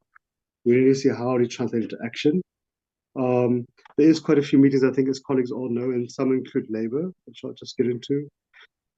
So, the theme for the L20 Chair, or sub-theme rather, is living and working in an unequal world, ensuring decent work and decent lives, with kind of 4 specific focal points: inclusive growth and youth development, gender equality in the workforce, addressing inequality and declining labor income share, and implications for living standards, and of course the issues of digitization, platform work, inclusive future of work. So I think it's something also that I think previous colleagues also had mentioned. We have engaged with government on these issues, and I think we found largely consensus. And so, that we had some discussion about, could we enhance the overall country theme, but I think we managed to find each other roughly, and we accept as a give and take and so forth. So I think, Chair, for us, it does provide an opportunity to help shape the debate. We know colleagues can be frustrated, do you make a difference? But we think the more we engage, the more you begin to have your voice heard, the more you begin to kind of educate counterparts, and vice versa, you also kind of appreciate their challenges, etc. But we do think there is a need for continuous inclusive engagements, and critically to make sure we make progressive decisions. So we do have some tasks as Labour, which we do coordinate with the Department of Labour on our side, helping set the agenda for Labour 20, the engagement with the Ministers for Labour, the event itself as well, Chair. So I think one of the members, one of the colleagues might have the mic on. Chair, there are some specific issues we're also looking at as Labour 20. Working closely with ITUC to ensure our positions are captured in ITU position. The logistics of organizing the events. Sure. Just hold on. Can somebody call the Mazala? Luwabalo, if you can just call Mazala or mute him.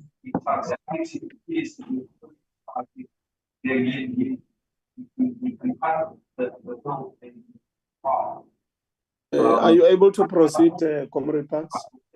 Yes, no, I This is completely, Chair. it's really disrupting you. No worries, Chair. It's the evolution of the future of work, Chair. Now I'm almost done, Chair. Let me just kind of move quickly. So we have, a variety of activities and logistics related to it. And, that also includes how do we kind of link with the Labour 20 Employment Ministers Program as well, because we need to ensure we have synergy between ourselves on the one hand as Labour, but also our colleagues in government. And I think we also need to have some engagement too with our colleagues in the Business 20 as well, and of course community as well, because we'll have some different points of emphasis, we'll have some different points as well, and maybe even differences, but on many issues we'd also have the same interests, Chair, some of our specific priorities, just kind of moving towards the end, is that, ensuring the workers' issues are not just on the agenda of the L20, but also feature through the work streams of G20. So that includes issues of decent work, of collective bargaining, of minimum wages, living wage, of social dialogue and protection, job security and creation, a safe workplace, just transition. So, it's about how to really make sure those kind of filter through the other work streams and not just simply a Labour baby and get left there. But also I think there's a need, Chair, to have engagement on the finance track, the development tracks, and ones dealing with climate change, just transition, because those do affect workers and working class communities and the economy. We think there's a need to ensure really inclusive economies, which includes a focus on women workers, youth, people with disabilities, vulnerable communities. The issue of how do we transform multilateral institutions, the issue of debt, of austerity measures that are often imposed, structural adjustment programs on developing countries, the issue of debt justice. We also need to see, Chair, and there has been some work, I think, you would have seen the recent global tax minimum passed by government and parliament, how to make sure that the global tax system isn't a race to the bottom, but actually helps to protect the developing world and ensure a bit of a more inclusive world, especially one where the wealthy pay their fair share. We think that we do need to look at agreements which can benefit workers and which can be practically implemented and reported on. Chair, so we've had, 4 developing countries hosting it, putting in place progressive agreements, etc. So it is critical, Chair, as it moves towards the US through the industrial north next year, that really see how we tie in progressive agreements that will be binding upon countries going forward, that you shouldn't find future hosts down the road simply saying, let's ignore the previous agreements, let's walk them back, let's see how to undo them, etc. I think we need to see moving forward, not moving backwards. And then lastly, Chair, in terms of the specific L20 timelines, on Monday, we have the launch of the L20 program. It's a hybrid launch in Gqeberha. We have colleagues from the labor movement across South Africa, across the G20, international labor organizations attending. Then Tuesday, Wednesday, we'll go specifically into the specific issues, including on the employment working group priorities. And then, of course, we have the physical part of the 30th and 31st of July, also in Gqeberha. So I think let me stop there, Chair, and I hope I stuck to the time frames. But yeah, thanks for members for giving us space, and we'd be happy, Chair, also to continue to give updates to yourselves and see how we collectively work together, not just as government colleagues in DERCO and DEL, but also with Parliament, etc. Checks. I think we all have the larger same vantage point, same interest collectively. But yeah, thanks, Chair, and thanks, members. Thank you very much, Comrade Matthew Parks. Austina, were you able to find the mat?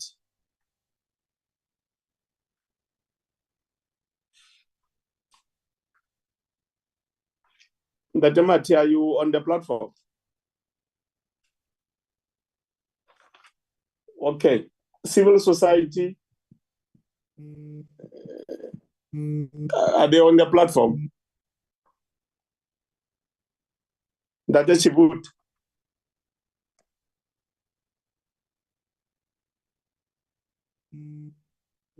Civil society 20.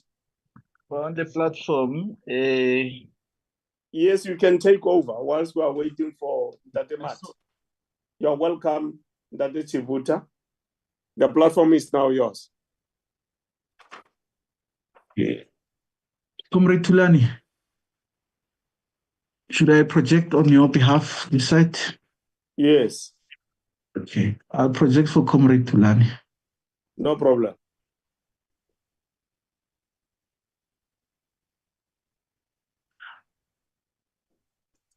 Just a second, Chair, to open the presentation.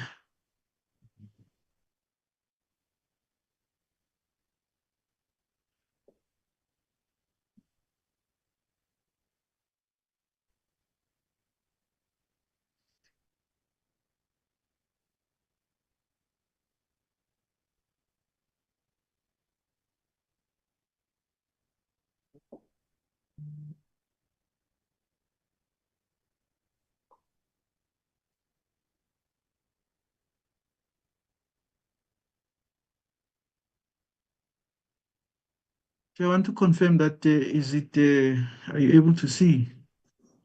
Yeah, it's quite clear, yeah. It's quite clear, it's quite colorful. All right. I'll yield over to our chairperson, Comrade Tulani Chefuta. Comrade Tulani. Comrade Tulani, you can proceed.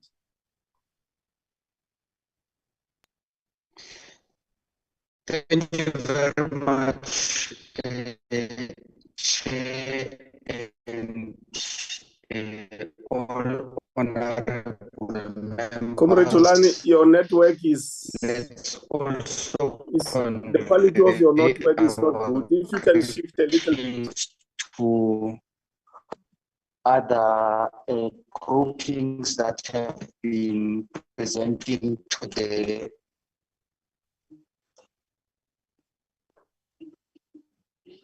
Comrade Tulani, your network is not clear. If you can just try and find a place with a Chair, for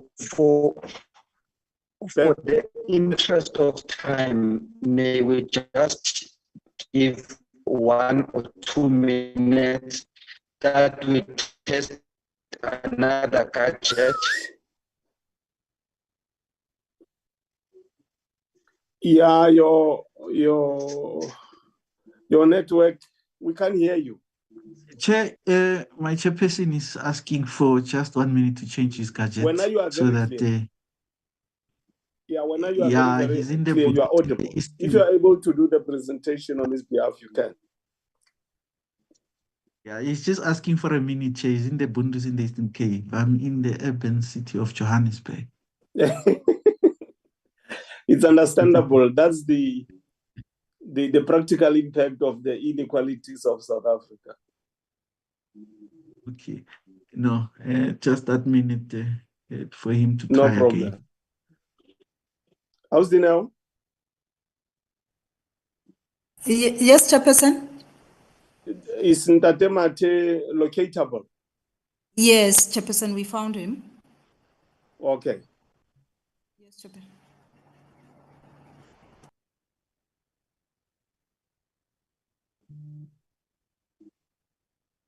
We are just waiting for Ntate Tulani from Civil Society 20 to change the gadget. He will then make the presentation because it's already on the screen.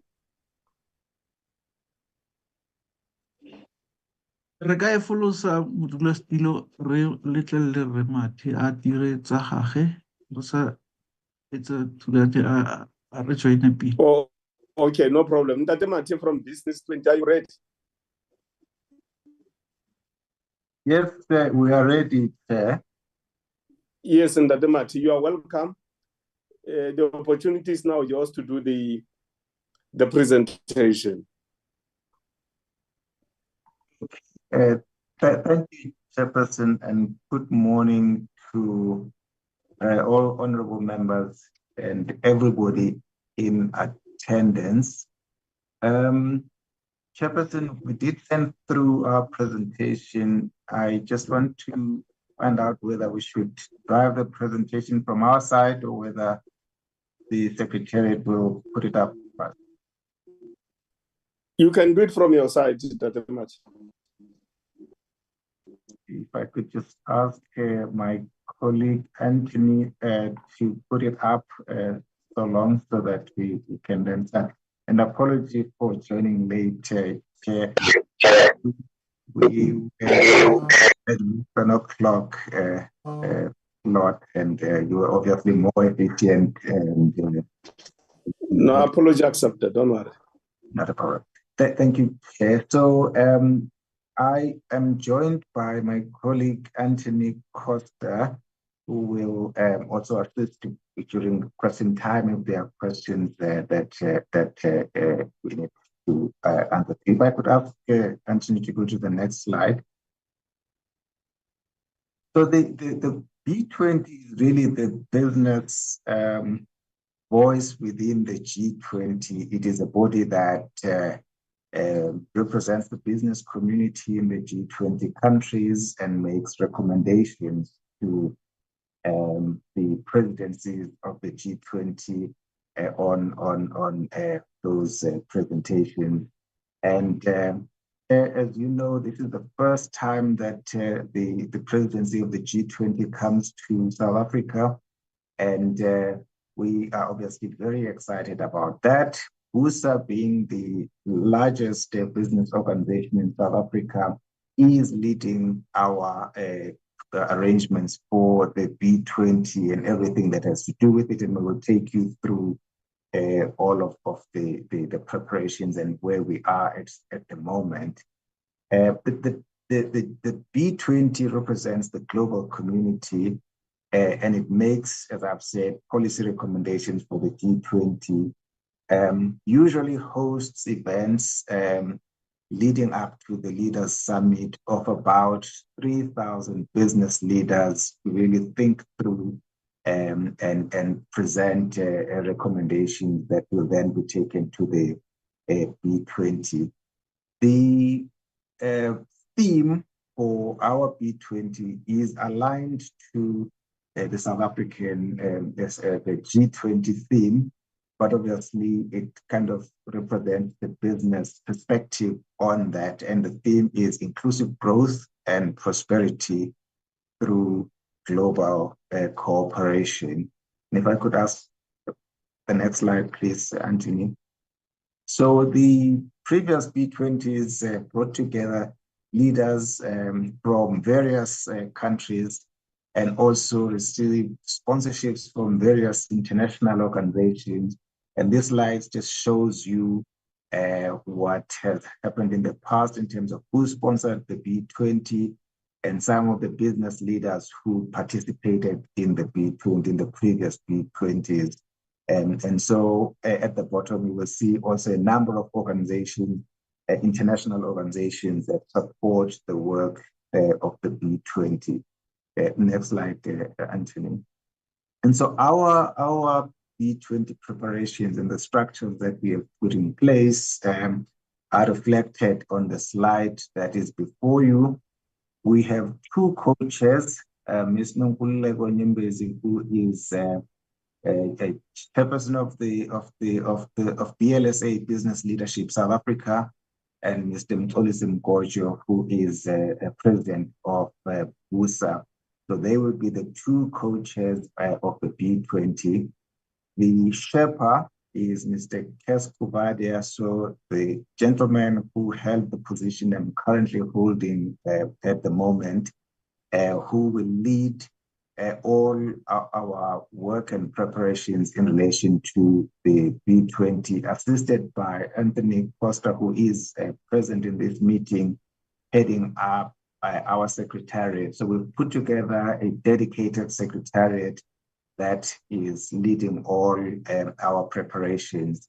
We also have a local business advisory council. Later on, we will show you who is in that structure. But that structure is currently, is chaired by, again, co-chaired by myself, as well as Ms. Busi Mabuso, who is CEO of BLSA. The meetings are, there are meetings of steering committees in between. The steering committee is really there to guide the secretariat on the day-to-day decisions that need to be undertaken. Learning from previous versions of the B20, especially Brazil, who we work with quite closely, is that it's advisable to have an international business advocacy focus. These are people from all the G20 countries who are able to advise. Many of them are previous chairs themselves who are able to provide an international advice to whoever is leading the B20 in that given year. But in particular, they also play a role in taking the recommendations that come out of the B20 and promote them with their own governments, so that by the time their governments come to the G20 Leaders Summit, they are familiar with the proposals that come from the B20. So again, we will show you who is currently in that structure, the International Business, the Advocacy Focus. The work of the B20, if you like, the engine room really of the B20 is the task forces. We have the following task forces that are listed here. A task force on trade and investment, employment and education, energy mix and just transition, digital transformation, finance and infrastructure, integrity and compliance, sustainable food systems and agriculture, and industrial transformation and innovation. The first 6 of the task forces carried through, so they've been there in all the previous B20s, and so for continuity, these continue. Any country then has an opportunity to add those task forces that they want to add. In our case, 2, which really, while they have a global outlook, but they also are of particular relevance to us as host country. And so the one on sustainable food systems and agriculture got dropped in other B20s. We have brought that back as a key focus area. And also the industrial transformation and innovation is one that we have added to this. We made an undertaking in Brazil when we took over the baton from Brazil that our B20 will have a 50-50 participation from a leadership point of view, from a gender perspective. And so you will see that in all of the people who are on the screen, who are chairs of these task forces, are 50% female and 50% male, because we made that undertaking. The work of the B20 is driven by global CEOs, and so again, you will see that in our choice of chairs, we've either gone with CEOs or chairpersons of boards, learning from the past. And the importance of these is to make sure that these are people who are backed by institutions that can support them in undertaking the duties of a chair. Each of the task forces are supported by what we call knowledge partners. These are consultancies that do the background work in those policy spaces. And again, with perhaps one or so exception, many of these have been supporting the B20 in the previous presidencies. And to ensure continuity, we have gone with those knowledge partners that have supported the work in the past. And if we can go to the next slide. So throughout the year, this year, we will be developing policy recommendations that lead to the summit, the B20 summit. In Brazil, the B20 summit was 2 months ahead of the G20 summit, and the advice they gave us that it is better to convene the B20 summit as close as possible to the G20 summit. And so you will see that right towards the end, we are proposing the dates for the B20 summit to be close to the G20 summit as well. But starting in 2024, we've been working with Brazil. As you can see, those first blue boxes, it just shows where we started to work with Brazil on the handover process. We are now in the process of populating the task forces. The chairs have been appointed, but we are populating the task forces. The idea is that, well, not the idea, but usually each task force has between 100 and 150 people participating from all of the G20 countries. Of that, between 20 to 30% of the participants usually come from the host country. And so as the co-host country in South Africa, we will probably have about between 20 and 30 people participating in each task force. In February, in fact, on the 24th and 25th of February, we will have our launch event in Cape Town at Century City, which kicks off our B20. And then between March and July, this is when the policy development work will take place. A lot of consultations with the business community here and in the G20 countries.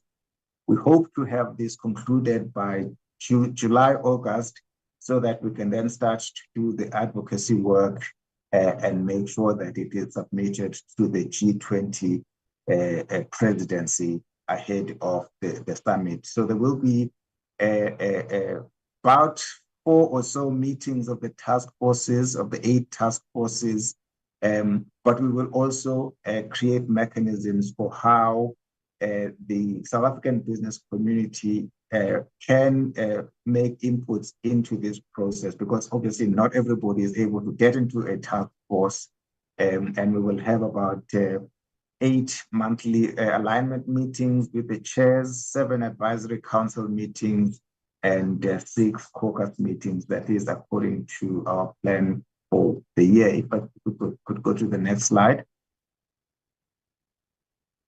So this is the last slide, Chair, just to give you a high-level sense of our plans for the B20.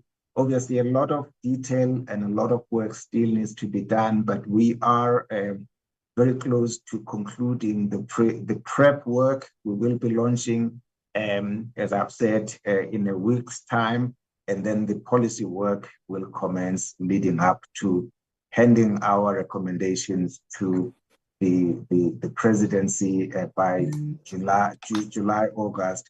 An important thing to say, Chair, as I conclude, is that in doing this, we are obviously talking to and regularly updating the government on what we are doing. So as recent as last week, we had a meeting with Minister Pakstow, giving him an update of where we are in our preparations.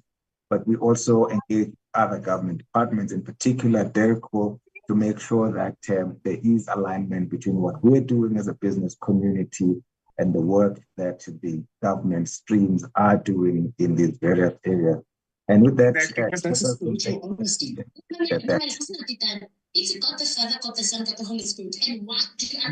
thank you very much. It's one. For example, let me make an example. I think and Reverend if you can you are seeing one. Mute your mic. I have a soul at the bottom. It doesn't change.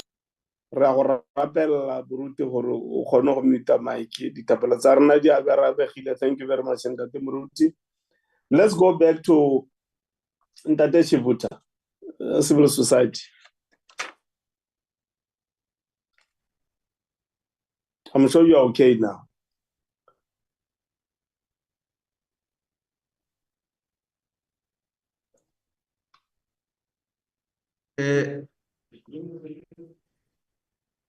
Does it sound better now?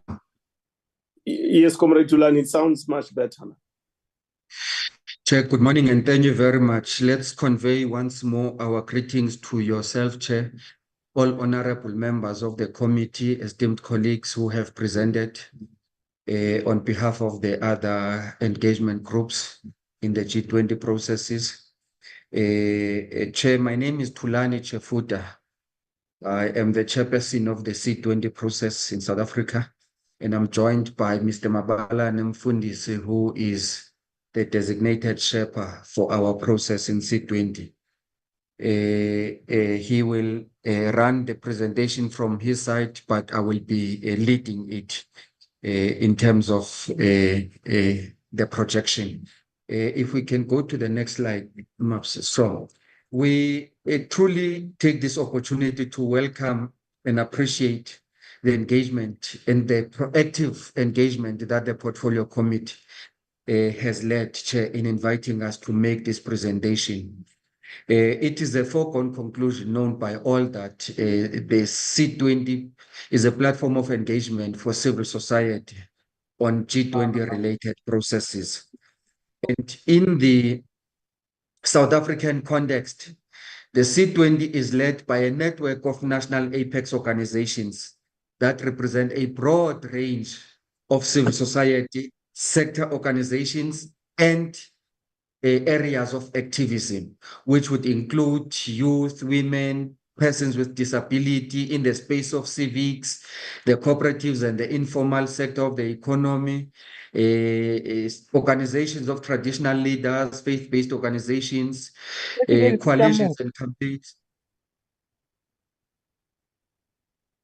Is there a point of order? Can you still hear me, Chair? I can hear you, but there is Maputero who has not muted. Oh, I'm sorry about that, Chair. Yeah, you can proceed. Sure, thanks, Chair.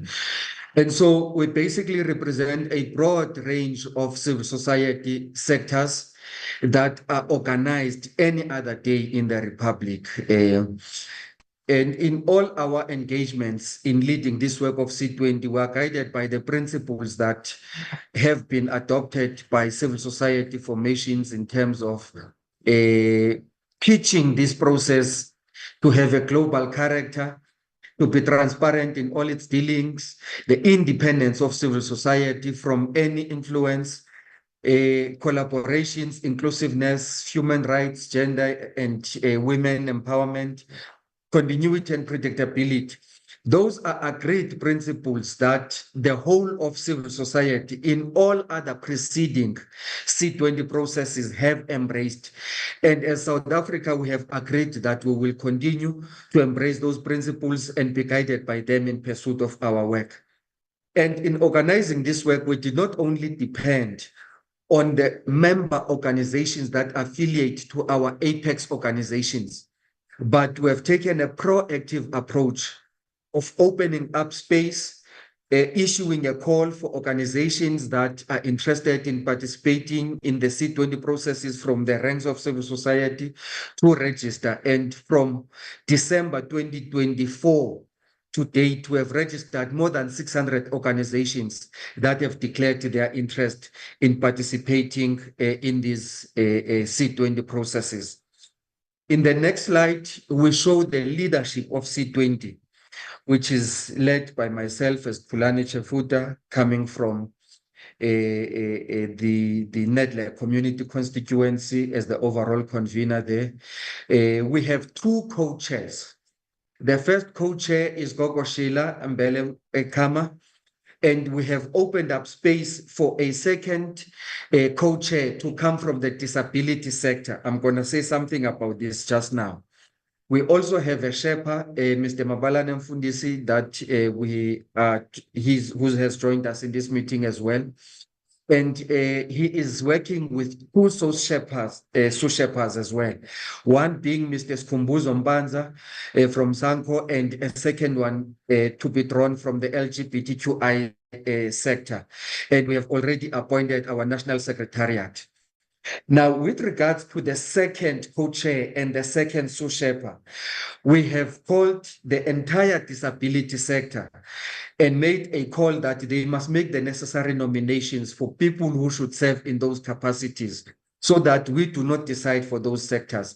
They are sitting with that call from us. They have started their own engagements. And in the next week, we will be meeting with them where they will be presenting to us who do they nominate, who take up on those leadership positions. And we have been conscious about this, Chair, so that we are meaningful in our engagement. We don't speak about people who will not be around the table at the apex structures of leadership of C20. And we were careful in saying that representation of the disability and the LGBTQI sector in the apex leadership of C20 does not mean they will not be represented in the other structures, like in the working groups, where there are people who have the technical expertise that will be required in those other structures. So it does not only limit them into this, including any other structure that we will be having under C20. We're now on the final stages of completing the establishment phase of all necessary structures. We have made a call into all civil society formations to nominate members, coaches, and co-facilitators who will be working on the working groups. And once we are done with the working groups, then the chairs and the co-chairs of the working groups will join the apex leadership structure of the chairperson, co-chairs, the Sherpa and the sous-Sherpas, into establishing the steering committee of C20. And what we will be doing, in fact, it has already gone out. We have made a call to organizations in the African continent and all G20 countries. In the African continent, we have already presented to a platform of the APRM, the African Peer Review Mechanism, where we were calling on civil society organizations that are in the NGCs across all the countries to make sure that they register their interest to participate in the C20 hosted by South Africa. We have already engaged with ECOSOC, which is an AU platform of civil society engagement, so that we make sure that we mainstream our African participation into already existing structures and processes as well. And we are going to use all other fora that will be in place to make sure that we promote the message of C20 about South Africa, and we have started in making presentations in some of those global fora and networks as well. In the next slide, we are lifting our strategic approach in how we deal with the work of C20. The first thing we want to highlight is that we see ourselves as social partners in this discourse. With being social partners, we see ourselves playing different but complementary roles. So there are things that the society as a whole must count on civil society on. There are things that society as a whole must count on business on. There are things as a society we must count on labor on. And of course, there are things that we must count on government on. And so that's why we highlight this principle of different but complementary roles. Secondly, we are making this point very boldly because it can be abused in processes of engagement. We have taken a conscious decision that we are not anti-government, but partners in development. Because this is something that has been brewing to say we use the processes to be disruptive in a negative way than raising the sense of the advocacy issues that we want to place on the table and let everyone else engage us on the strength of our ideas as civil society. And so we will play that constructive role of being a development partner to all other social partners that are involved in this work as a conscious decision. We will do all of that, but still maintaining a distinct level of independence from all others. And we've taken a decision as well as C20 to maintain and carry through the theme that has been adopted by government of solidarity, equality, and sustainability.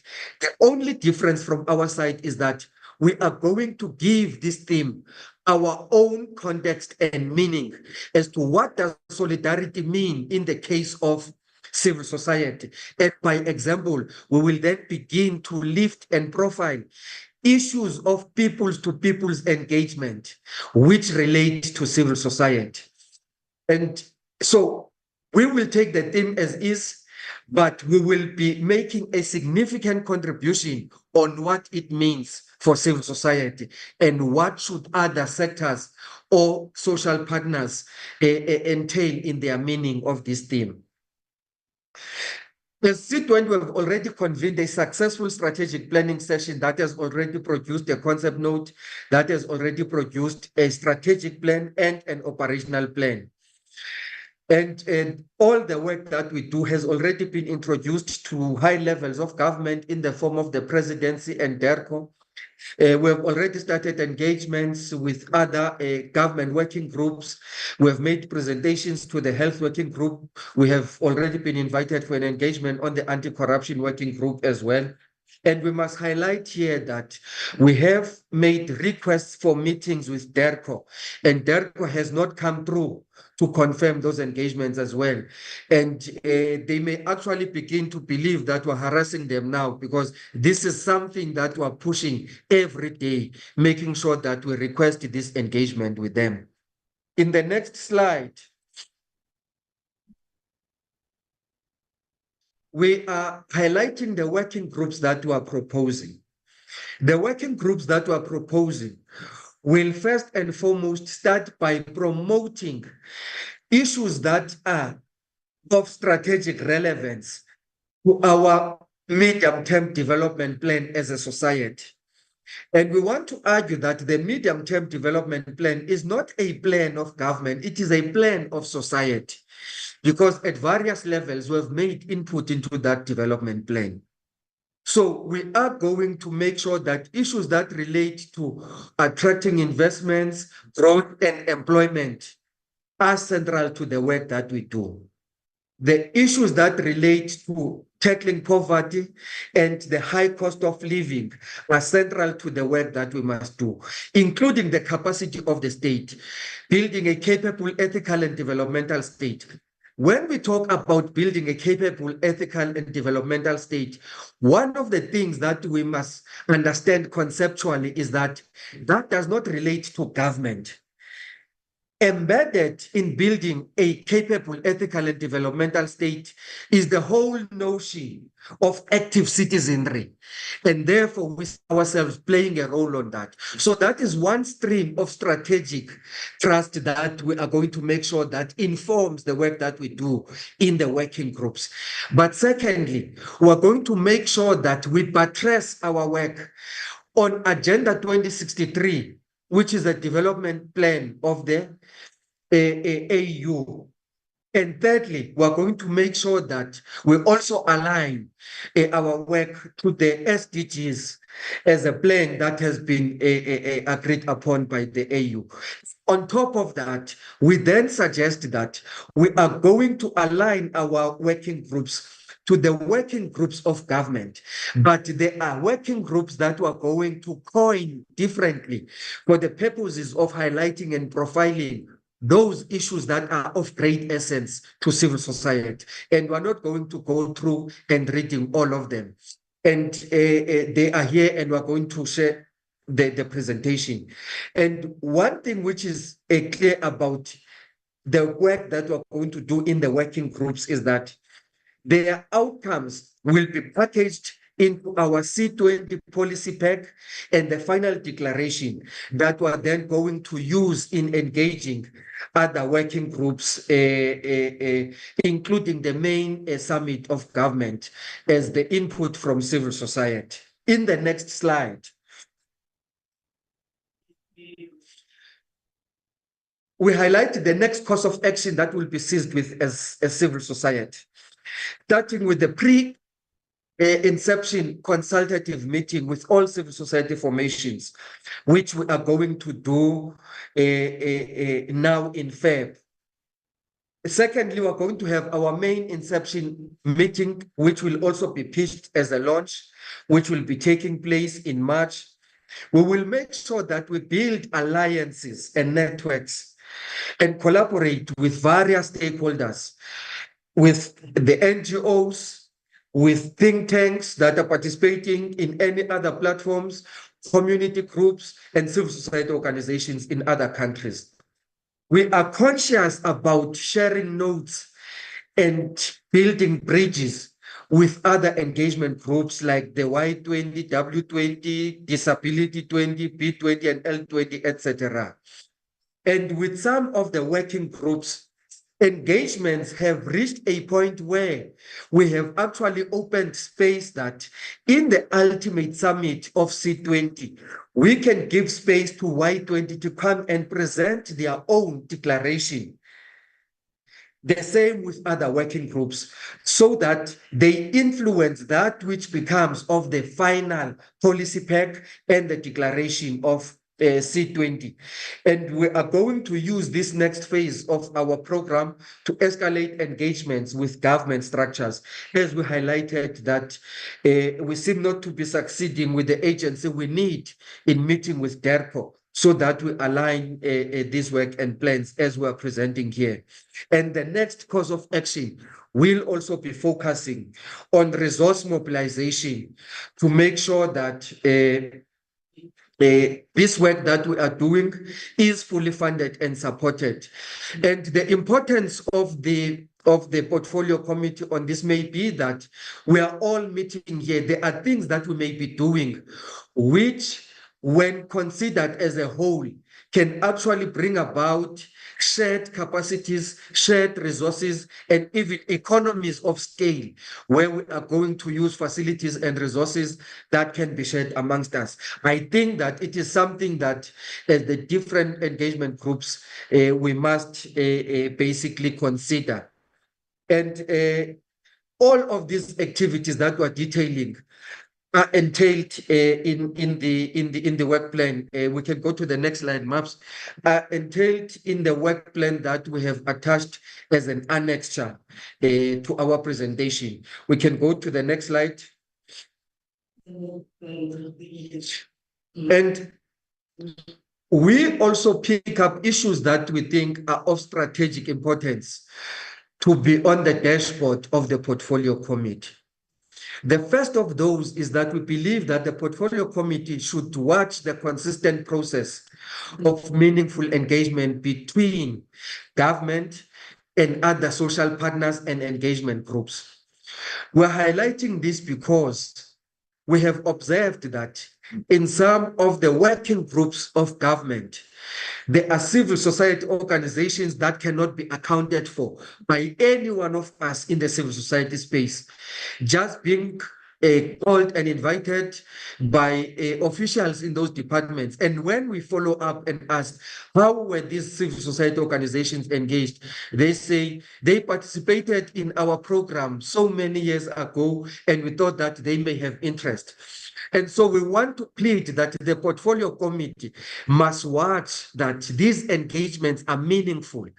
The experience we have is that when there are areas of disagreement in certain platforms, then government may tend to choose who is the civil society that they want to engage with and just wish some of us away. And we believe that the portfolio committee must watch that those engagements are meaningful. And in them being meaningful, they engage with the genuine leadership of civil society in South Africa.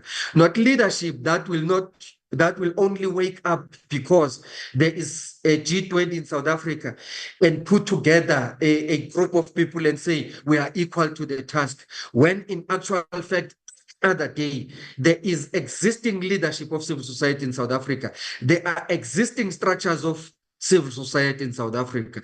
And so we believe that the portfolio committee must play a role in safeguarding those meaningful engagements. Secondly, we believe that the portfolio committee should maintain the constant engagement with all these sectoral or sectoral 20 structures and processes in order for the portfolio committee to be abreast of the developments and the state of readiness across all.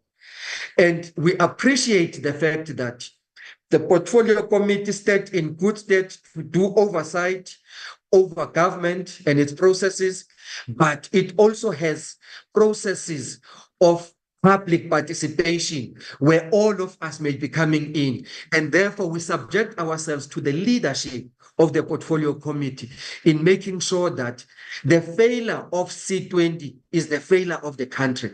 And when we subject ourselves to brief the portfolio committee constantly on developments, on challenges, on the progress we're making, the portfolio committee may play a meaningful role in unblocking any other blockages that we may be experiencing along the way, and even coming up with the wisdom of lessons that may have been drawn from engagements with other sectoral 20 engagements.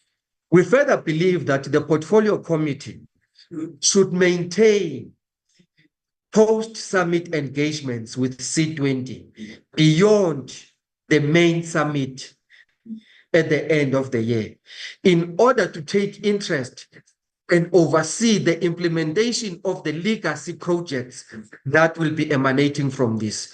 We are glad that from the earlier engagements, the members of the portfolio committee were already asking questions about what are the meaningful programs and projects that will emanate from these policy packs and suggestions that when implemented, they will find expression on the daily lives of the people. And when we make those suggestions about legacy projects, Chair, we are upfront in saying that those are legacy projects that will not only be implemented by government, but we count ourselves as part of the solution in that. There is a package of programs and projects that we are going to raise a hand as civil society and say, we want to be counted as part of the solution in the direct implementation of those programs and projects, such that we don't only look up to government, up to business, up to labor and say, what are you going to do? But we say on our own, these are the projects that we're going to implement as part of the legacy emanating from the C20 processes. And we would want that the portfolio committee must take interest in the post-presidency period of South Africa, so that we keep a watch on those legacy projects. We further believe that the portfolio committee is in a better position to encourage and promote intersectoral collaborations among social partners and other processes, not but sectoral 20 processes. The portfolio committee must also support all endeavors, as even the G20 suggested, endeavors of calling for support and resourcing of the C20 processes from government, from private sector, from development partners, multilateral organizations, and even the donor funding organizations. In the next slide, we have spoken to this. We can go to the next one, Maps. We believe that we must work together if we are to make success of this. And part of working together, we must be deliberate as civil society as we are, in terms of making sure that, as we highlighted in our plan, we are going to swell the ranks of communities. We will be having community-based engagements. We'll be having sectoral engagements that will be in townships, that will be in rural areas. Public education and awareness about G20 will be one of the biggest messages that we drive, because people tend to believe that issues of international relations and cooperation are things above their heads. They do not affect them until we dissect them and unpack them. How do they affect the people? When in actual fact, that on the slightest provocation, the issues of Russia and Ukraine affect prices in South Africa. They increase the cost of living. And we want to take these issues through public education and awareness to that level of empowering people so that they actually know about this. And we also believe that as a society as a whole, we are late as it is now. We should have branded South Africa, G20 and all its subsidiary sectoral structures right from the airport anywhere in South Africa, so that that enthusiasm is generated from amongst our people as well. All our branding in our communication should be promoting that we are a host country of G20. No platform or speech should be concluded, not only of government, of business, of labor, of civil society, without highlighting the issues of G20, C20, L20, B20, and all its other categories. And Chair, we want to conclude by saying that included in this presentation is the detailed account of our work plan, which we are not going to talk to. We will limit our talk or presentation to the high-level strategic issues that we have spoken to. Thank you very much, Chair. Thanks very much, Nadia Chibuta, for that excellent presentation. Honorable members, I won't waste time. We can now engage the three presentations.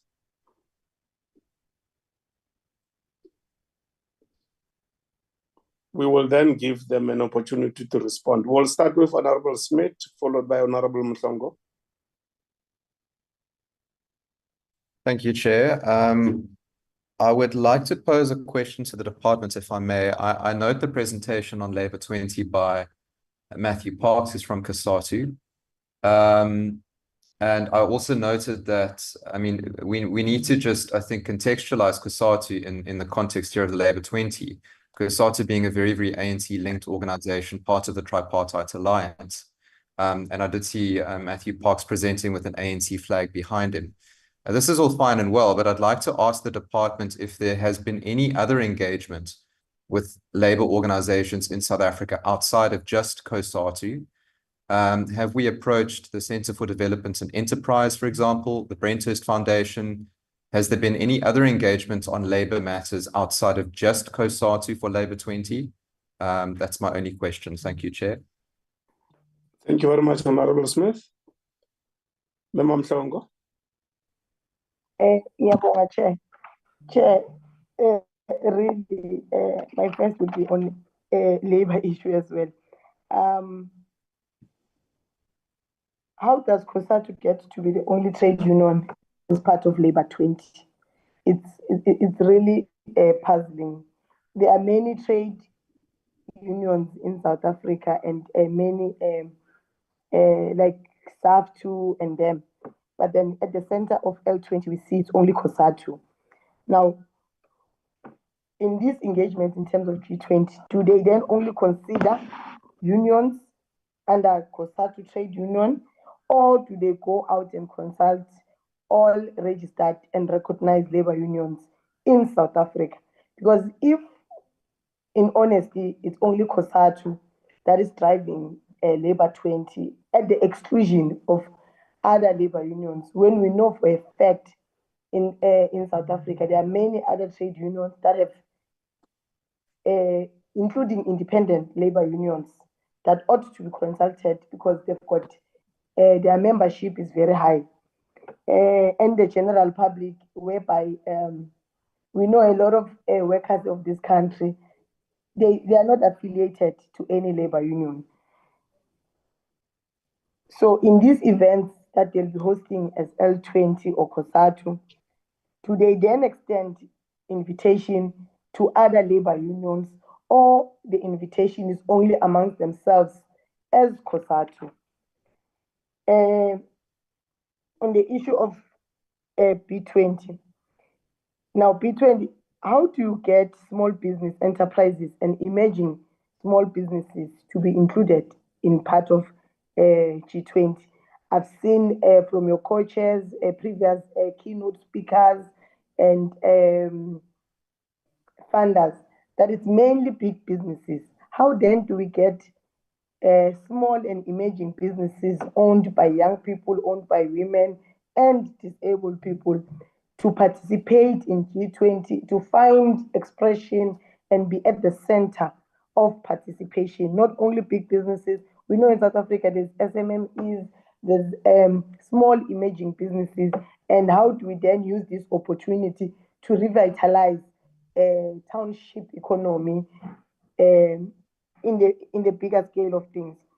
Now, really, Chair, lastly, I would like to say to Civil 20 that the way they've handled how to include the disability sector and the LGBTI plus community representation, it's a manner in which it should really be applauded by all of us, how they did not impose a person from LGBTQI plus or a person from the disability sector, how they then go to the sector and consult the sector and ask the sector to be the one that recommends a person for them. That's really something that they've done. It's really amazing. We really appreciate how you are deliberate in inclusion of the disability sector and your inclusion of the LGBTQI plus community. I really, really appreciate the way you have done it, Chair. So, in closing, Chair, really all sectors of South Africa and Africa in the bigger scale of things should really be consulted, not a situation with what we see with L20, that it seems like labor issues are only left at the discussion or at the doorstep of COSATU, of which I agree with my colleague that we all know, we can't be biased to it. COSATU is in a tripartite alliance with the African National Congress. Therefore, it seems like it is only the African National Congress is going to be labor from members of the African National Congress by virtue of COSATU being in alliance with it, that gets to take a center stage at this global important event that we're hosting in South Africa. And really, it will leave little to be desired if it's left unattended like this. We must be taken into confidence. How did COSATU get to be chosen to be the only labor trade union to be considered as part of G20 at the exclusion of the many registered and recognized trade unions of our country? We've got big trade unions, like I've mentioned. There's SAFTU, for an example. It's a big labor trade union in South Africa as well. But I don't hear how they will then find expression and get to participate at this dialogue and at the summit, or the views of any other union is not important. Only the views and the contributions of COSATU will be taken into consideration, of which will not be appreciated by some of us. So can we be taken into confidence? How did it end up in only COSATU, or did the other trade unions reject to participate at these platforms? Thank you very much. Thanks very much, Honorable Mhlongo. Honorable Douglas. Hi, Mr. Chair. Thank you very much. I want to just agree with the honorable member from the EFF. I think the challenge for me is, why is it only COSATU that is represented there? We also have FEDUSA, we have NACTU, we have SAFTU, we have the Independent Labour Caucus. We have we have a number of different structures for labor, and I think that we need to figure out exactly what the criteria for representation is. Is it political affiliation, or is it representation in terms of numerical numbers? Who's got the biggest labor organization? I think that we need to have a broader participation from labor, from all sectors, and as well from all different organizations across the labor spectrum.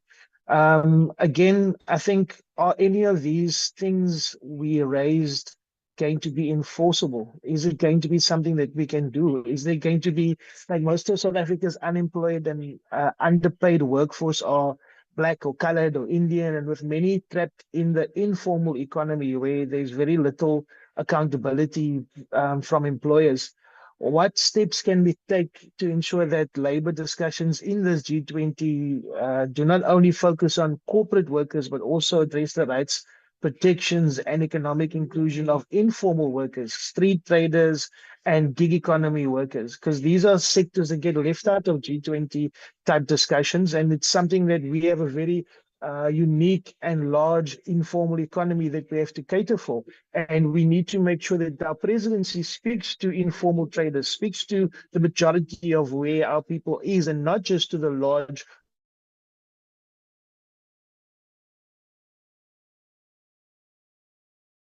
institutions like the IMF and the World Bank, and we must hold them accountable. And will the IMF and World Bank continue to impose austerity measures that cut public sector jobs and freeze wages, like COSATU has mentioned? Because this is a challenge that we have here in South Africa. We keep on being told that we must have austerity measures, even though we've got unlimited or very large resources that can take our people out of company, out of poverty. But we see white monopoly capital and complete racial exclusion in the labor market still in South Africa. And historically, white-owned monopoly capital has controlled South Africa's formal economy, while black workers remain exploited or excluded. How can I use the process with Labor 20 to be able to make sure that we push for radical economic transformation in Africa and in South Africa specifically, including prioritizing black ownership, employment equity, and worker democracy? Um, I think when it comes to C20, I have a few remarks. I think we have, let me say, we heard that we have 600 registered organizations for the C20 process. But can we get a clearer idea, a breakdown of how many of these organizations actually represent Black and colored and Indian and Khoi and San African, Aboriginal and indigenous communities, grassroots movements, and informal sector workers versus elite donor-funded NGOs or Western NGOs where the money comes in from the West and goes back out, where 80% of the funding goes to Western donated NGOs and 80% of the funding goes to their operation funds, with 20% only really reaching the people on the ground. So we want to change that narrative in South Africa. We need to make sure that there's economic and trade justice, and we want C20 to ensure fairness for the dispossessed. And I think this is where the challenge comes from you, Mr. Chair, is that we can't keep doing the same thing year in, year out with things like G20 and expect a different result. How are we going to tangibly see results? And the C20 working groups include trade and sustainable development, digital and inclusive economies, and employment opportunities. However, trade and investment policies in South Africa still disproportionately benefit white monopoly capital and multinational corporations. How will C20 ensure that discussions on trade and economic development prioritize Black-owned businesses? So, again, Mr. Chair, I'm a person, an advocate for making sure that there's a cost-benefit ratio for South Africans. The majority of South Africans are Black, colored, Indian. Majority of us are middle class, poor, working class people. And this G20 presidency must have tangible benefits for us, especially because our taxpayers' money is being utilized to host all these parties, host all these conferences, host all these summits and all these different things that are happening. So while I appreciate the inputs by civil society today, civil society has given us a lot to think about the true benefit to everyday people, to the NGOs, to the people on the ground, to women, to youth, to sport. It shouldn't just be a sideline thing. There should be something that happens sustainably. They must, and again, let's get back to finding out what's the numbers. If we put in R1 billion, do we get R1 billion in benefit? This is not very clear. So I want to leave it there. Thank you, Mr. Chair. Thanks, Honorable Douglas. Honorable Muela.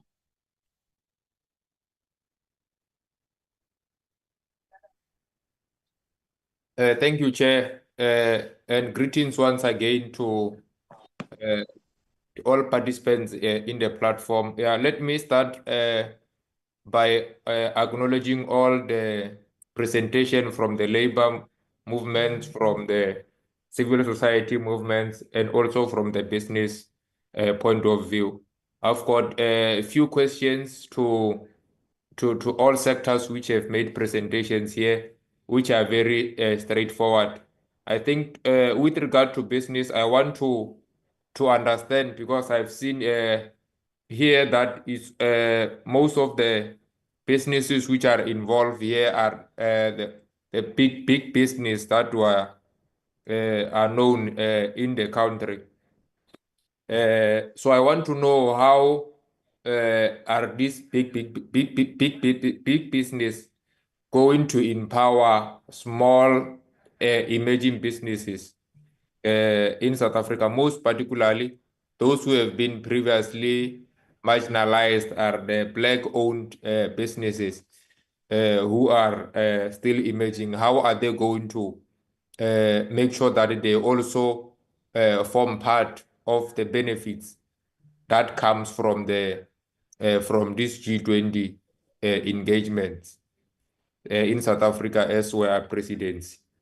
And then to the civil society organization, I want to understand that the civil society, how are they ensuring that its members' organization participation is inclusive, open, free and fair for all society organizations in the country? Because I believe we've got a vast number of civil society organizations. So how are they going to make sure that they touch base, not even if those who they've been named here, which have been named in the slide, how are they going to ensure that they touch base going down to cascade all civil society organizations to be inclusive in this participation of the G20, so that they also reap the benefits of us being the host country? And then also another question just goes to the civil society is, as the civil society organizations, what is their take on civil society organizations which undermines the sovereignty and the independence of the country and go abroad to make statements that possess security threats to the sovereignty of this country? What is their take? Because we can see there are civil society organizations which go and make misleading pitches to other countries which are posing a threat to this country. What is their take with regard to these particular civil society organizations? And then with regard to labor, COSATU, as the biggest labor federation in the country, how are they going to ensure that the rights and aspirations of workers and other federations are respected and protected in this process of G20? How are they going to ensure that as the only participatory body that they've been presenting here today? How will workers and other federations going to ensure that they are also protected in this particular process and becoming part and parcel of the participator? So that is my 4 submissions and 4 questions that I had. But all in all, I think the questions were thorough and articulative, most particularly from the civil society point of view, where what they have to improve on is to ensure that even people who are living with disability, they are included in that particular participatory body that they have outlined here, so that everyone form part and enjoy the benefits of the G20. We are looking closely to all these particular engagements, and as the portfolio committee members will be looking deeply to see how it goes, and will be playing our oversight role so that everything it is for the public and everything is for the benefit of the entire people in South Africa, most particularly the most marginalized proletariat, who are the poor of the poorest. Thank you, Chair. Thank you very much, Honorable Muel. Honorable Sali. Assalamu alaikum. Good day to everybody. I know I've been silent. I've just been listening to everything. I believe that ad nauseum I've been covered by my honorable fellow members, but I do want to just highlight once again concerns with regard to just one entity, that being COSATU being noted, and yet there being so many other labor entities. How was that particular decision made? Why is that already not inclusive? Is there a reason for that? Then the other concern is I think that with regard to the aspect and the concern surrounding how is our most marginalized groups in South Africa going to be benefiting from the G20? It's a constant discussion. It's a constant concern that is being raised, and we know South Africa is extremely diverse, not just based on, and I don't like using the word different colors that we have. I feel that comes from the colonizers and it should be ended. We are all African. But that being said, I'm putting in inverted commas, our coloreds, our blacks, etc., who has been of the most marginalized, our Khoi, our indigenous groups, how will they be benefiting? As well as our handicapped, those who has disabilities. How is that? Are we going to ensure that they are also benefiting? From what I have been witnessing and seeing, G20 looks amazing. It's so spectacular, but it feels like it's so far removed from the people of our country. How are we going to bring this closer to the people of our country that is most marginalized, who are the most sidelined? So I need responses with regard to that. It just feels that the responses that has been provided thus far, it's just extremely vague. And I think every one of us as members are sharing the same concerns.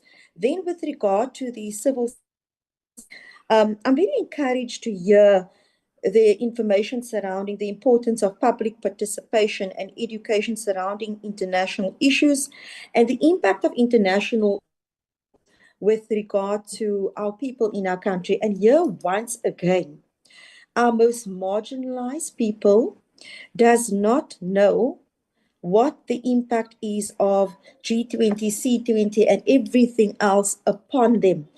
I would love to know what is the idea going forward in order to ensure public participation with our people in the most marginalized, struggling of areas, so that they can have a better understanding of how the G20, etc., is going to benefit them as well. On that particular aspect, I also want to note there was a mention made with regard to the Ukraine-Russian issues and how it impacts on our economy. And that brings a little bit of alarm bells to me because of that specific item only being placed to the fore, almost like we are a bit afraid to speak about the Palestine-Gaza issue, etc.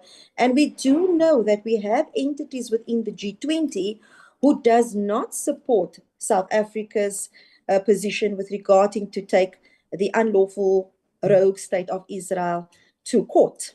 So how is that going to impact? And I'm sure, and you know what, I'm also concerned about the differences of our opinion with regard to the genocide that is happening and how that is going to impact on the G20 and the geopolitics, etc. So I want that to also be discussed. How are we going to navigate that? Thank you. Thank you very much, Honorable Sally. Honorable Mwela, if you can just, unless it's a question again, if you can lower your hand. I'm now going to give the opportunity to the presenters to respond. In that sequence, we'll start with Comrade Matthew Parks, followed by Ntate Mate, and then civil society, Ntate Chivu. Okay, I can go, Chair, if you want. Yeah, and I think, Chair, just to thank members for the questions. I think there's about 4 or so questions from Outsiders Labour. So I think the question that all members from the DA, EFF, MK had raised, MK Party, why COSATU? Yeah. So I think, Chair, Chair. I can't see the hand here. Somebody's saying Chair. Is it Honorable Mhlongo? Yes, Chair. Yes, Honorable Mhlongo. Chair, but there's a display of a logo and the name of a political party at the background of the representative of COSATU. And this is still a meeting of a committee of parliament. Can you ask him to at least switch off the video so that we don't get to be exposed to logos of political parties being displayed at the formal meeting of our committee. Thank you.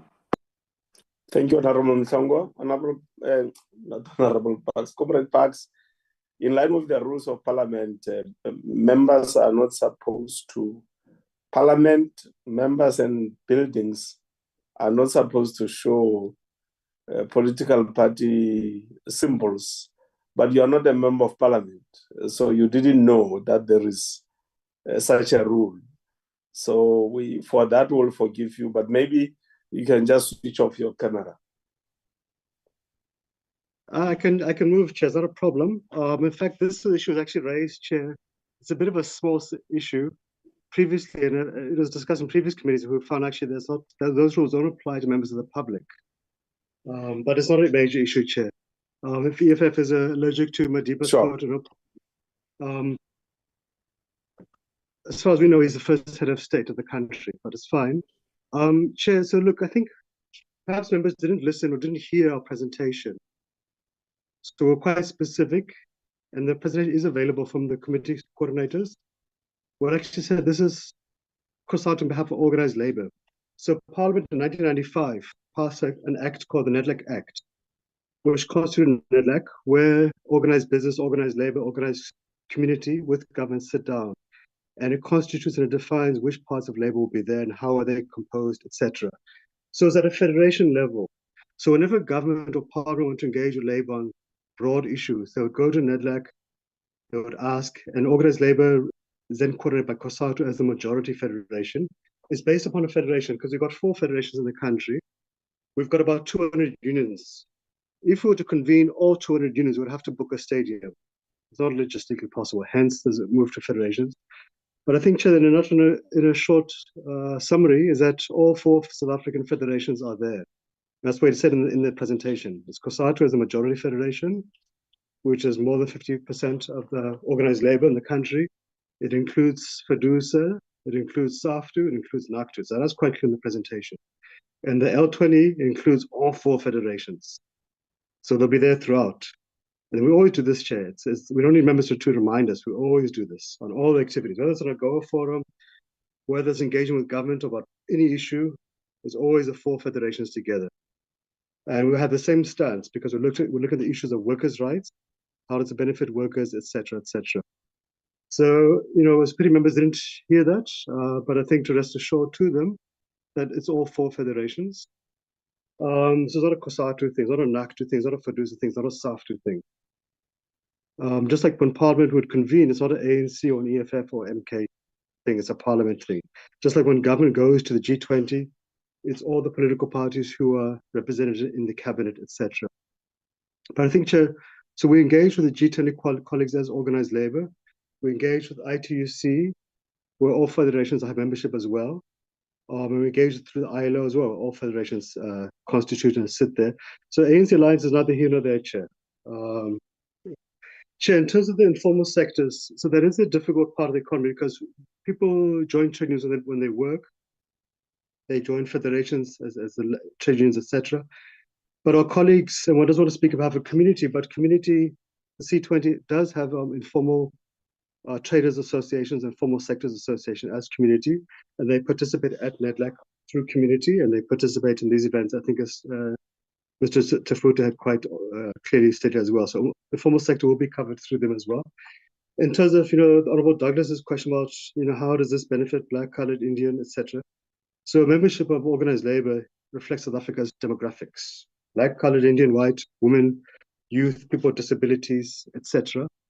And our stance would be to benefit all workers, especially the poor, especially working class communities. And I think, as Honorable Douglas has said, Honorable Mwela as well, how do we really make sure that it's not just a once-off summit?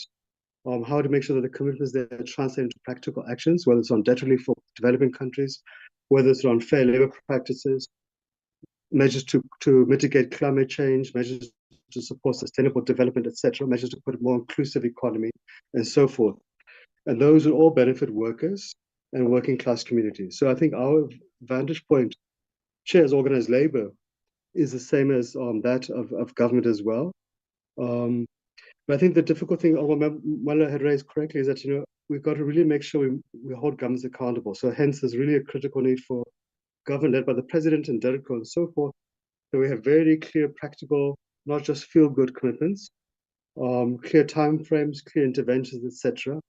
Because otherwise, then if we don't have those, we're going to struggle to hold the G20 states accountable. But I think, Chair, from our side as Labour, we would continue to push the discussions at the ILO, at ITUC, at the UN, BRICS, and also kind of trade agreements, forums like AGOA, the AFCTA, EPA, etc., to see how to also help filter those commitments through to those levels as well. But I think, Chair, also it's critical, as Team South Africa, so to speak, as government, as business, as community, as civil society, as Labour, as Parliament, we work together, because I'm sure, yes, we'll have some differences here and here, that's fine. But I think on 90% of the issues we would agree, and I think it's really to say how, as Honourable Sali said, how do you really translate into action at the end of the day? So I think that's it from my side, Chair. I hope I answered questions and assured members that, yes, indeed, it's all 4 Labour federations. Thanks. Thank you. Comrade Parks. Next. Thank you, Chairperson, Honourable Chairperson and members. 2 questions, Honourable Douglas and Honourable Muela, about participation of small businesses. In particular, we thank them for those questions. So firstly, currently as we speak, the process of participation in the task forces is open. There is an application form on our B20 southafrica.org, which is the website that we have set up for those who want to participate in any of the task forces. As I've said, there will be about between 20 and 30% participants from South Africa in each task force, and the rest will come from the other G20 countries. So that's one way in which South African business people, big and small, can participate in the task forces, which are effectively the engine of the B20, because that is where policy recommendations are discussed, which will ultimately be presented to the presidency of the G20. We recognize the fact that obviously that is a very small number. It will be difficult to accommodate everybody in that. Unfortunately, that's the design of the task forces. As BUSA, being the largest business organization, we will also create mechanisms for engaging with businesses, so that those who sit in these structures on our behalf have the benefit of hearing from the broader business community in South Africa. They don't just go to these task forces and represent their jackets, but that they have the opportunity and the ability to interact with the broader business community, so that the community participates. This is effectively about policy making, and so there are no, certainly from our point of view, any other benefits out of being part of the B20 other than the possibility and opportunity to influence what the business community puts forward as a recommendation to the governor, the presidency of the B20.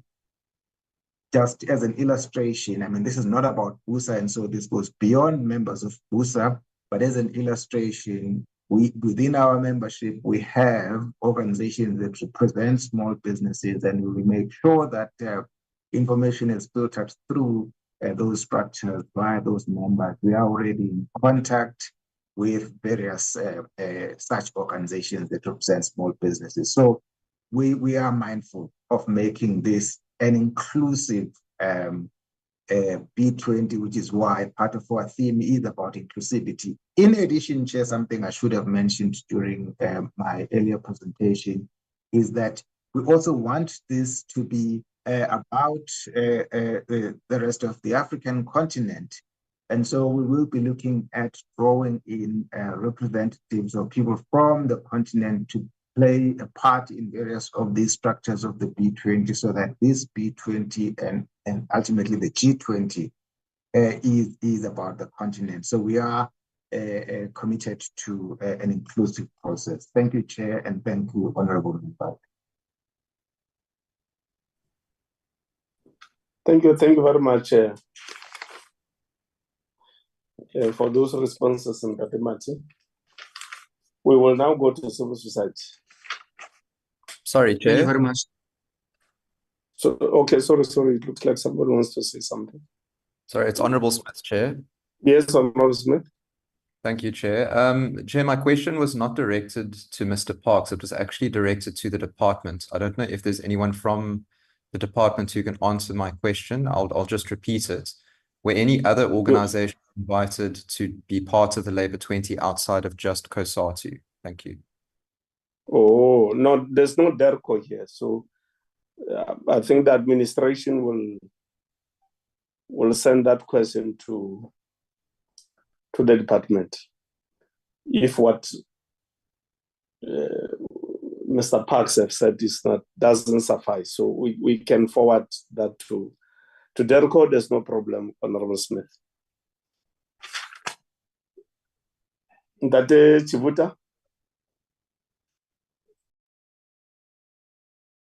Thank you very much, Honorable Chair and all members, the questions and comments. Starting with Honorable Mhlongo, we appreciate that he has seen our intentionality about inclusivity and not imposing for any of the sectors that we engage with. That is truly the spirit of how we give meaning to the principle of participation, transparency, and inclusiveness. And then Honorable Douglas asked a question about the breakdown of organizations. We can confirm that we can share with the committee the breakdown of the categories of the organizations that have joined. All that he was advocating for should be the categories of organizations. We can confirm here on record that it is indeed that broad base of sectoral organizations that cascade from national up to a community level, that represents the interests of those organizations that are outside the fold of those that he was characterizing as the biggest beneficiaries of international donor organizations, such that they carry a mandate either than the one of the communities that they organize and represent. And probably it may be of interest to the committee to note that we actually experienced efforts of donor funding organizations that wanted to take the apex leadership of C20 in South Africa, believing that because they have money and they have civil society organizations that they have been funding, they see themselves as leadership of civil society. And they see those beneficiary organizations as member organizations to them, and therefore they will do as they wish. And we had to stand our ground because C20 and South African discourse is not for sale to the highest bidder. And therefore, linking that to the earlier question that was asked as well about CSO organizations or civil society organizations that undermine the sovereignty of South Africa. For us, there is no contest about that issue. Anyone who stands against the sovereignty, the development, and the prosperity of the people of South Africa is anti-South Africa. And what we stand for is that we can provide space for critical engagement in our own fold. The minute you cross the line and sell the sovereignty of South Africa to the highest bidder for your own selfish interest, you are no longer qualified to be defined as having a claim to the South African society. We have defined the South African society in terms of how broad it is, and therefore, let's find solution to those problems amongst ourselves as the South African society. And so we will actually call out any organization of civil society that is found doing that. This happens even in multilateral platforms, which is why we're actually, Chair, very, very, very perturbed and unhappy with a lackadaisical manner in which civil society organizations can just wake up and participate in platforms. Anyone who has money can wake up and go to Brazil and represent civil society as coming from South Africa, and they will be elevated into this big organization coming from South Africa. We have had experiences of organizations who have traveled to the AU and the UN, and they insult the South African government on issues that are even under discussion in the South African discourse, not carrying the mandate of civil society wide. And we believe that those are even happening in other multilateral platforms such as BRICS, where people who have money believe that they appropriate themselves a role of being leadership of civil society in South Africa. And we must guard against those. Honorable Douglas also raised a question about trade and economic development. We want to be upfront that ours is a discourse that is transformational in nature. We believe that the complex of investments, growth, and employment, and economic development and transformation at the center must, after all is said and done, place the people at the center. People must have a claim to the growth of the economy. It must not be an economy that is growing for the benefit of a few to the total exclusion of others. Everyone, even those who are in the economic margins, even in geographic margins, must know that they have a claim in the growth of the economy. And we are transformational, and we are not compromising on the transformation as one of the areas that we are advancing as civil society. And we believe that when considered as a whole, this discourse must be empowering, it must be transformational, and it must be redistributive to those that have not had these opportunities. And so that is where our standpoint is. And as we go into our working groups and consolidating the policy pack and the declaration, you are going to see that that will come up very, very explicitly. Honorable Muela raised a question as well about inclusiveness, openness, free, and which we think we have already responded to. And we're also going to say something about this to the question that was raised by Honorable Advocate Shamima as well. And so on what Honorable Advocate Shamima was saying, we believe that in practical terms, we did indicate that we will share our presentation with the operational plan or the work plan that is included in it. In our plan, we say that we want to undertake community-based engagements at a community level, not in boardroom, where we mobilize communities not on the basis of who is invited, not who is not invited, and then have those engagements at a community level, purely focused on C20. We want to have sectoral engagements. Sectoral engagements are going to lift those sectors of society that may have ordinarily been excluded in these engagements, but we're going to be intentional in reaching out to all of those. And we're going to communicate this broad and wide to make sure that everyone hears about these messages. And the reason we also suggested that we want to link up with L20, Y20, and all of those, it is primarily because where there are points or areas of convergence, we should do that.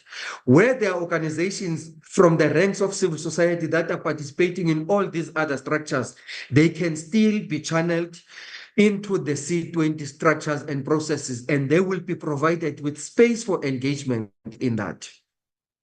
We are going to make sure that our engagement is not only where we say we are leadership, you are general, and we are consulting with you. We want to co-create these ideas together with the people. After all is said and done, we want even a person who may not be in the flow of the Civil Society Summit to say, I may not be physically in the flow, but we can relate to the ideas that are being championed by the leadership of C20. We can relate to the issues that they are advocating for, because we have been party to co-creating those issues. And we want to anchor or buttress that side by side together with public education and awareness, so that people are aware, they know what this is about and what can their contribution be in all of this. So those are practical, in practical terms, Honorable Advocate Shamima, what we are saying we are going to do to bring about that meaningful participation, even for those who may have otherwise been marginalized. And so that is how civil society is going to rock, Honorable Chair, with all the necessary support given. We are ready for the tasks. And also, there is an issue that Advocate Shamima raised as well about the easy default into Ukraine and Russia, which was just as an example. All issues, we took a decision as C20 already that there are issues of foreign policy that South Africa is seized with. And we know that it starts with Africa as a premise and defining our national interest out of that, which is embedded within the African agenda. And all other issues that constitute the agenda of the foreign policy of South Africa are issues that we are going to be found in advocacy of. That is why we are saying that these engagements at all levels should not only be limited to government engagements. They should be cascaded to people at a cultural level, at a socio-political level, at a community level, and even at a broader civil society level. And that is what we have already made sure that if you look into our list, there is sufficient space for us to embed those issues into the working groups that we are going to be leading as C20. Thank you very much, Chair. Thanks very much. Honorable members, is there any other member who wants to do a follow-up or make a comment?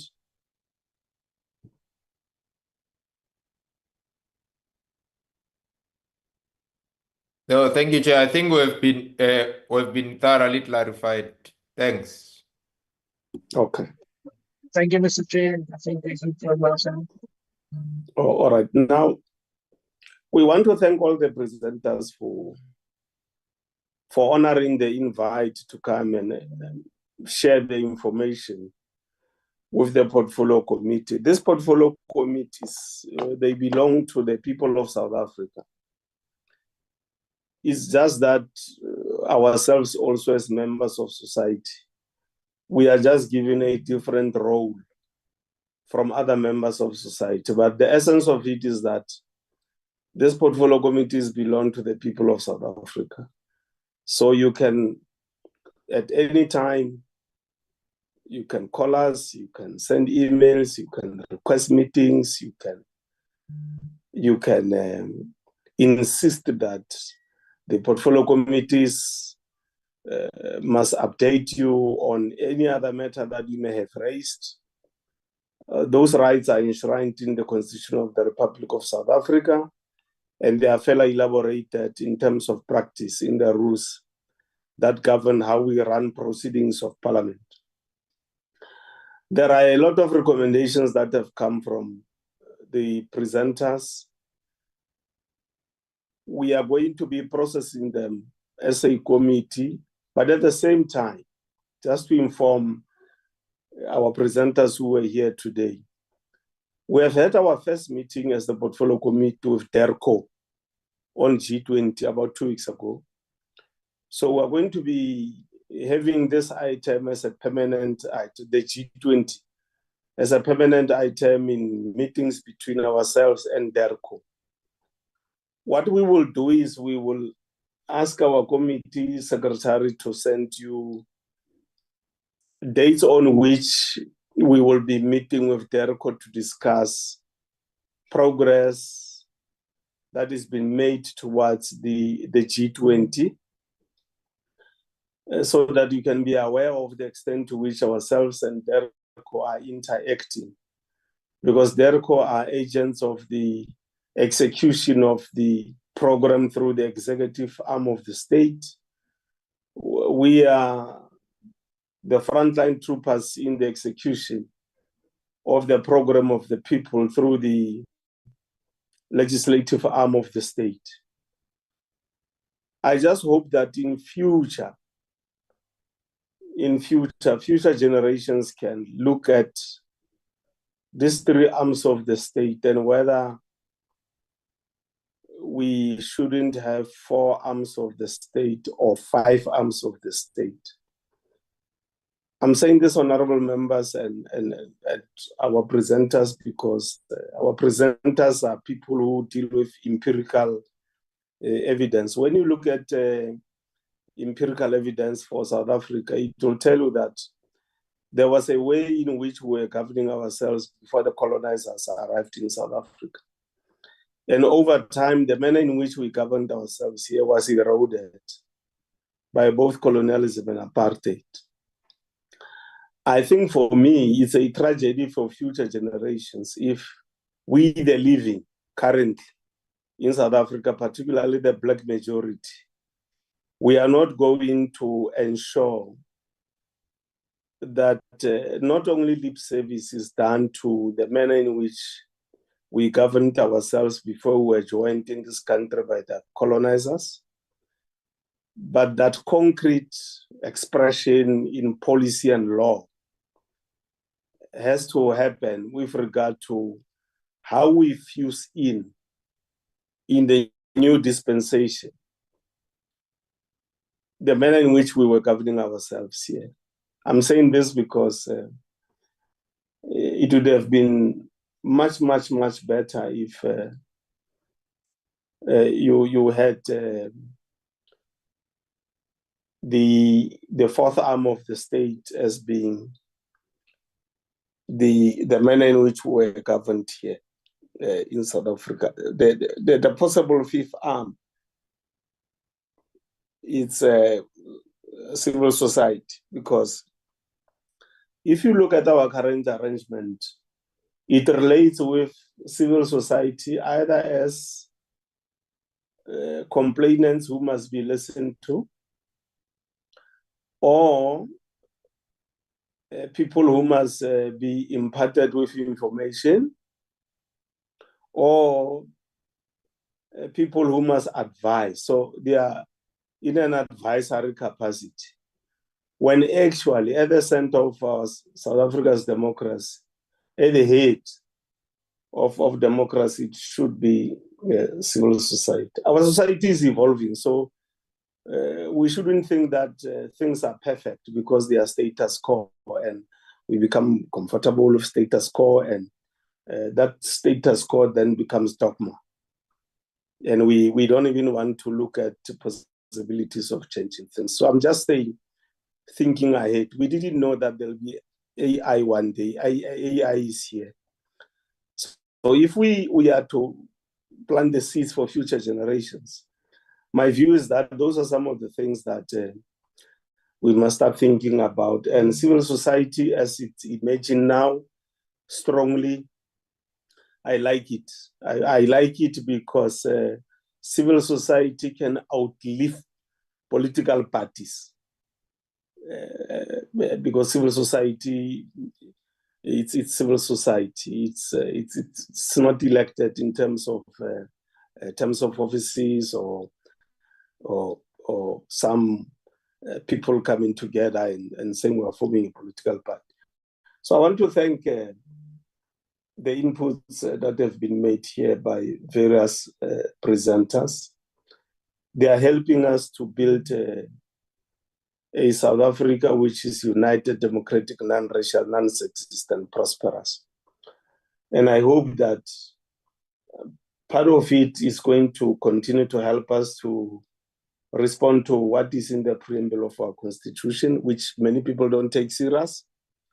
The preamble of the Constitution, one of the most fundamental parts of the preamble of the Constitution, it's about dealing with injustices of our past. So in that program to deal with injustice of our past, you are going to need partners domestically, in the African continent, globally. You will need partners to help you to deal with injustice of the past, but you also need to deepen education to all and sundry in society about this injustice of the past. Because the Constitution doesn't say which are these injustices of the past. It's just saying injustice of the past. And when you go into the curriculum in the schools system, it doesn't also go deeper into what are these injustices of the past, which the preamble of the Constitution is talking about. That's why you find tension in our society, because some people think that those injustices of the past have expired. There's no longer a need to deal with them. We have now been in government 30 years as a democracy. We must just have a laissez-faire new society where you survive based on your strength commercially or culturally, where the role of the state must be very, very minimal, when actually the state in the context of developmentalism is supposed to say this injustice of the past expressed through this tool called a state. How do we use that instrument or tool to then respond to the dictates of the Constitution? So I hope that because the presenters are people who deal with empirical evidence, as you engage on this G20 thing, and I like it when honorable members have linked it to where we come from in terms of history, where we are now, representativity, making sure that micro enterprises are also accommodated and so on. I hope that G20 can then be able to see that South Africa is different from the rest of the other countries where they've held the G20. Coming closer to us may likely be Brazil, but our situation is different because of where we come from as a country. So we will have to fuse into the G20 internalization this important aspect of the unique situation and environment that we find ourselves in as a country.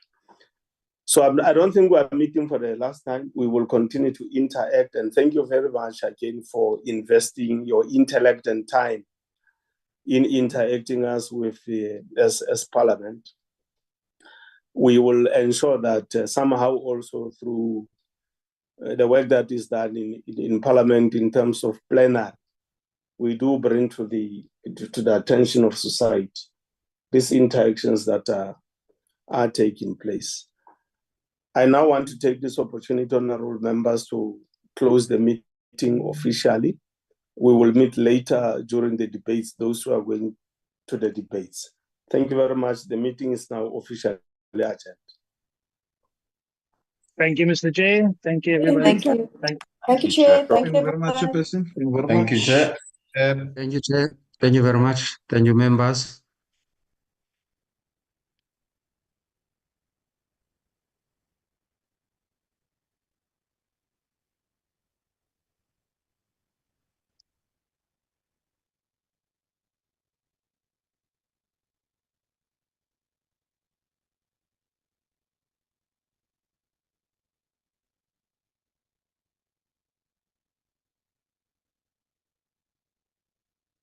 Yes. That. Uh-huh.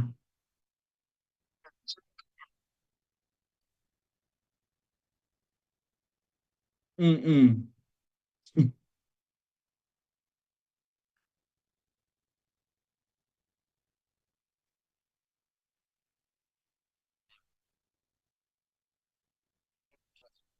Yeah, no, that's a good one. No,